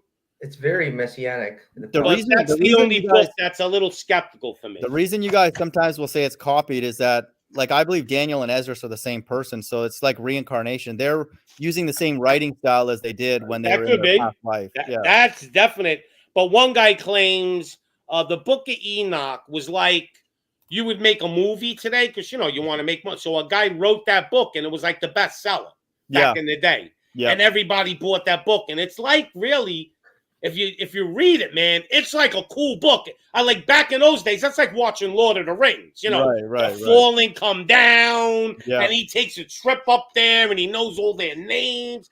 Yo, Yeah. it's like a mystical book. It's like you can make a movie about that book. Yeah. Like, But I want people to you understand. know what I mean? That's what God's doing. I'm glad you mentioned that because this is God's movie. So when he does things, he doesn't just say, "Oh, I did this and I put this spirit there." He's like, he has to describe it. Okay, so these energies came down, and then he'll describe it in a certain way, give them names and all that. But ultimately, God's doing it, and so it is his movie. And so, he's the best producer there is. there you go. Exactly correct. And so he even, like we just read earlier, he's going to give everybody a new name to access him and the Father. And so then that's an amazing thing because then you now have access to the director. And what does that mean then? Maybe you can change what your role is in the sense that you can ask God and say, hey, what can I do? Can I learn about this? Can I explore that? And you have direct access to the director, the creator. And so that's what I believe is being referenced in that way, because why would you need the name unless you're going to ask them for something, the name of God. So that's what I believe is going to happen in the kingdom. Whereas right now we have the ability to learn things about God, but we can't go and ask God for various things directly. I don't know though, man. That's the only thing I have a problem with is with the name. I think the name is very important, and he's made reference to that. Yeah. To know his name. Where you kind of say it's not important. That's the only thing I really would bang heads with you on. Well, I didn't say it's not important. I would just say the people that do push whatever name, the only thing we're going to ask you is that you're going to have to go use that name and go produce something, righteousness. You're going to have to produce prophecy. You're going to have to produce something. And so you can't just come here and say, oh, you're using the wrong name. Well, you have to then use the right name and then bring something to the table, explain it. So that'd be my only beef. And that's what the Hebrews do. Every time I'll debate with some of them, they're like, oh, well, you don't even know the name. And then they're like, oh, how are you going to call on the name when they're ball earthers? They're a bunch of liars and actors and dummies. It's like, okay, well, you have the name, maybe. What is that proven? What is that show? How do you demonstrate that name has helped you? They tell us, oh, the earth is a spinning ball. So I'm like, you're dismissed. You're just stupid. Yeah, this spinning ball shit is crazy. It's dumb. Did you see my argument with it? No. What would you say? My argument's very simple. And I have a video. It's about 1.5 minutes, and I'm on a show. Yeah. So here's the simple argument. The Earth's spinning 1,000 miles an hour. Yep. And it's traveling, 66,000 miles an hour towards the sun? Right. Yeah. Something like Where's the wind? Right. Are you going to tell me, oh, well, the gravity pocket that you're in keeps the wind from what? Being windy? Where is the wind? Right. I could go through 200 proofs. Like, I've watched that movie. You ever watch it? Yeah. Did you ever watch 200 proofs? I have. Yeah. Yep. Show me 200 proofs the earth is round. Show it to me. Right. Exactly. There is none. Oh, I got to believe in the CGI photograph from NASA? Yeah. And it's funny, that wind can only happen if we were in a contained space, because then we have to be isolated from all those movements. So you're right. It's like the only way this works is if we're in a dome. You have to see behind the curtain, though. Like, I'll give you a quick one. I'm going to let you go. Yeah. Today, I'm looking at Microsoft News, right? Because I know it's all bullshit. So I'm looking at it. And they show you this, like, laser beam in space going through, and it's creating, like, a black hole. Yeah. And there's another laser on the top. And it's like, and I'm like, holy shit, they're opening up the portal to let demons in, right? So I go look into this, and I'm digging, Mo, and I'm digging, and finally I find a couple of pictures, and it says it outright that this was animated, like created by CGI. So they're not telling you it's CGI like Microsoft in the picture. They're making it look like this is like from space. It's real. Yeah. But if you look at the fine print, the little fine print that you can't read, it says it was a CGI creation. That's dope, man. So That's the thing, this man. is how you have to look behind the curtain. Agreed. And I agree with you that God's left-hand side, they have certain rules. When they deceive, they got to let you know. Like, they're not going to strictly just lie. They're going to make it ridiculous. They're going to put in the fine print. They're going to have some document that debunks it, you know, which is the Bible ultimately. So yeah, it's amazing, man. Why do you think you can't go past Antarctica? What do you mean? Sorry. The reason why you can't go into Antarctica and go deep and explore it is because it will prove we live on a flat earth. Oh, yeah, I agree. Sorry. They don't want you to see that end of the earth. They don't want probably, you to see the dome. Yeah, and there's probably more land out there too. So I believe there's more land too. I believe there's like a whole, that's what Admiral Byrd spoke about. Yeah. I believe there's a whole nother continent that it's either unexplored where there are dinosaurs running around or some kind of different types of animals, or the real elite go there only. Yeah. And maybe the fallen hang out there. I don't know, but something's weird. They're hiding something. I would not be surprised if there are other civilizations and other texts that are governing their behavior, and God is doing the same thing that he's doing here, but he's pruning and conditioning other creations, and that we don't know when physicality ends. You know, we don't know how far we can go up or sideways. So maybe he made a few creations, right? A little different, and he wants to see which one pleases him the most. And I think we're at the bottom of the fucking barrel. Correct. The human race. Agreed. The Bible says this is the lowest hell, so we'll see. Yeah, he's probably got lizard people that live in harmony better than us. I wouldn't be surprised, dude, because like we literally have become, and I'm saying all of us, we've just become monsters. Like, we don't even know how to like care for people anymore. We can't even get over skin color yet. Right. I mean, like, if aliens really came down, say just aliens, and they came down and said, "You guys still can't get over what color your skin is." Like, what the fuck's wrong with you people? Yeah, agreed. Like, but who cares what color you are? I'm glad you say that, because that's a manipulative tool that the government uses to set us up against each other. Oh no, well this, that, and you know, the Hebrews will say white people put me in slavery and all that, when it's like, that's not what happened. Okay. The tan people, the black people, the bronze people. Right. I told them I don't care if there's green people. It don't matter. What's the difference? People come by here. I mean, we see through all those divisions. All that stuff is just theater, you know, to try and get you to get angry and go with their cause, and then they charge you for it. Right. But it works. It works. It 100% works, because people don't have a righteous cause. So they don't go to the Bible and understand that it's talking about a kingdom, you know, of like righteousness, of collaboration, of like all that purity. Instead, they want the low level vibration. So I agree. And we're not suckered into that kind of stuff, but you know, we all could have been, you know, at one point, if you don't really understand what's going on. Think about it. He's probably standing up there, the Almighty, and he's going, they can't even get over the skin color. Yeah, exactly. No, like, I guarantee you, what fucking hope is there for us? God looks down and he's like, a lot of these people are just gullible simps. Well, yeah, but he's got to be bugging out. Now he's got to be really bugging out when he sees, oh shit, they're letting them put satanic statues out there. Correct. Like, now it's like we passed the line, Mo. To be fair, it was actually a lot worse back then. Like the type of idolatry and like Moloch worship and, you know, false idols. The Bible says, you know, they used to put them up on high hills and stuff. So a lot of this stuff has actually been now more secretive, like with the whole secret society, the Freemasonry stuff, the cult, the esoteric mystery. Cool. But now it's making a comeback. Right. They're being a little more, you know. But I agree, it's a bit more subtle, because even like looking at my building outside, it's a big penis, and so they don't like go and say, oh yeah, we made a penis like building. But like that's what they did. They made a penis building, and that they won't say that that's their purpose, but it's more subtle. But what's worse? Think about this. Back in those days that you said it was evil, you knew it was evil. They were actually telling, you know, they were doing it. Or doing evil, but behind closed doors, you know, killing babies behind closed doors. Like, what's more evil? I think the one that's doing it behind closed doors. Agreed, 100%. Agreed.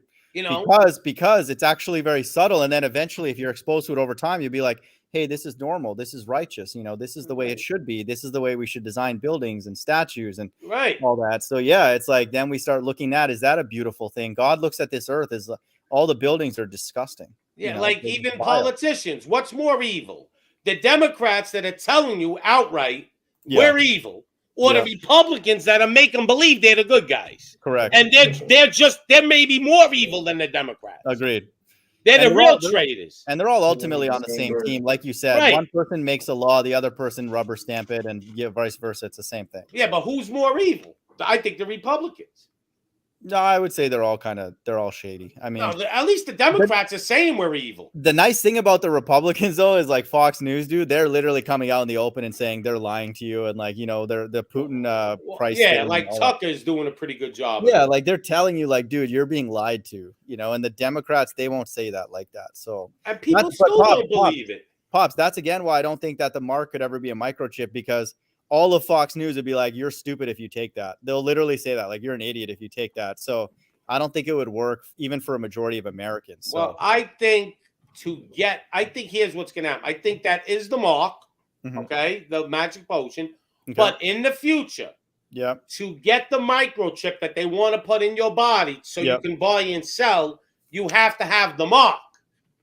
I See, see what you're saying. you're not allowed to get that chip.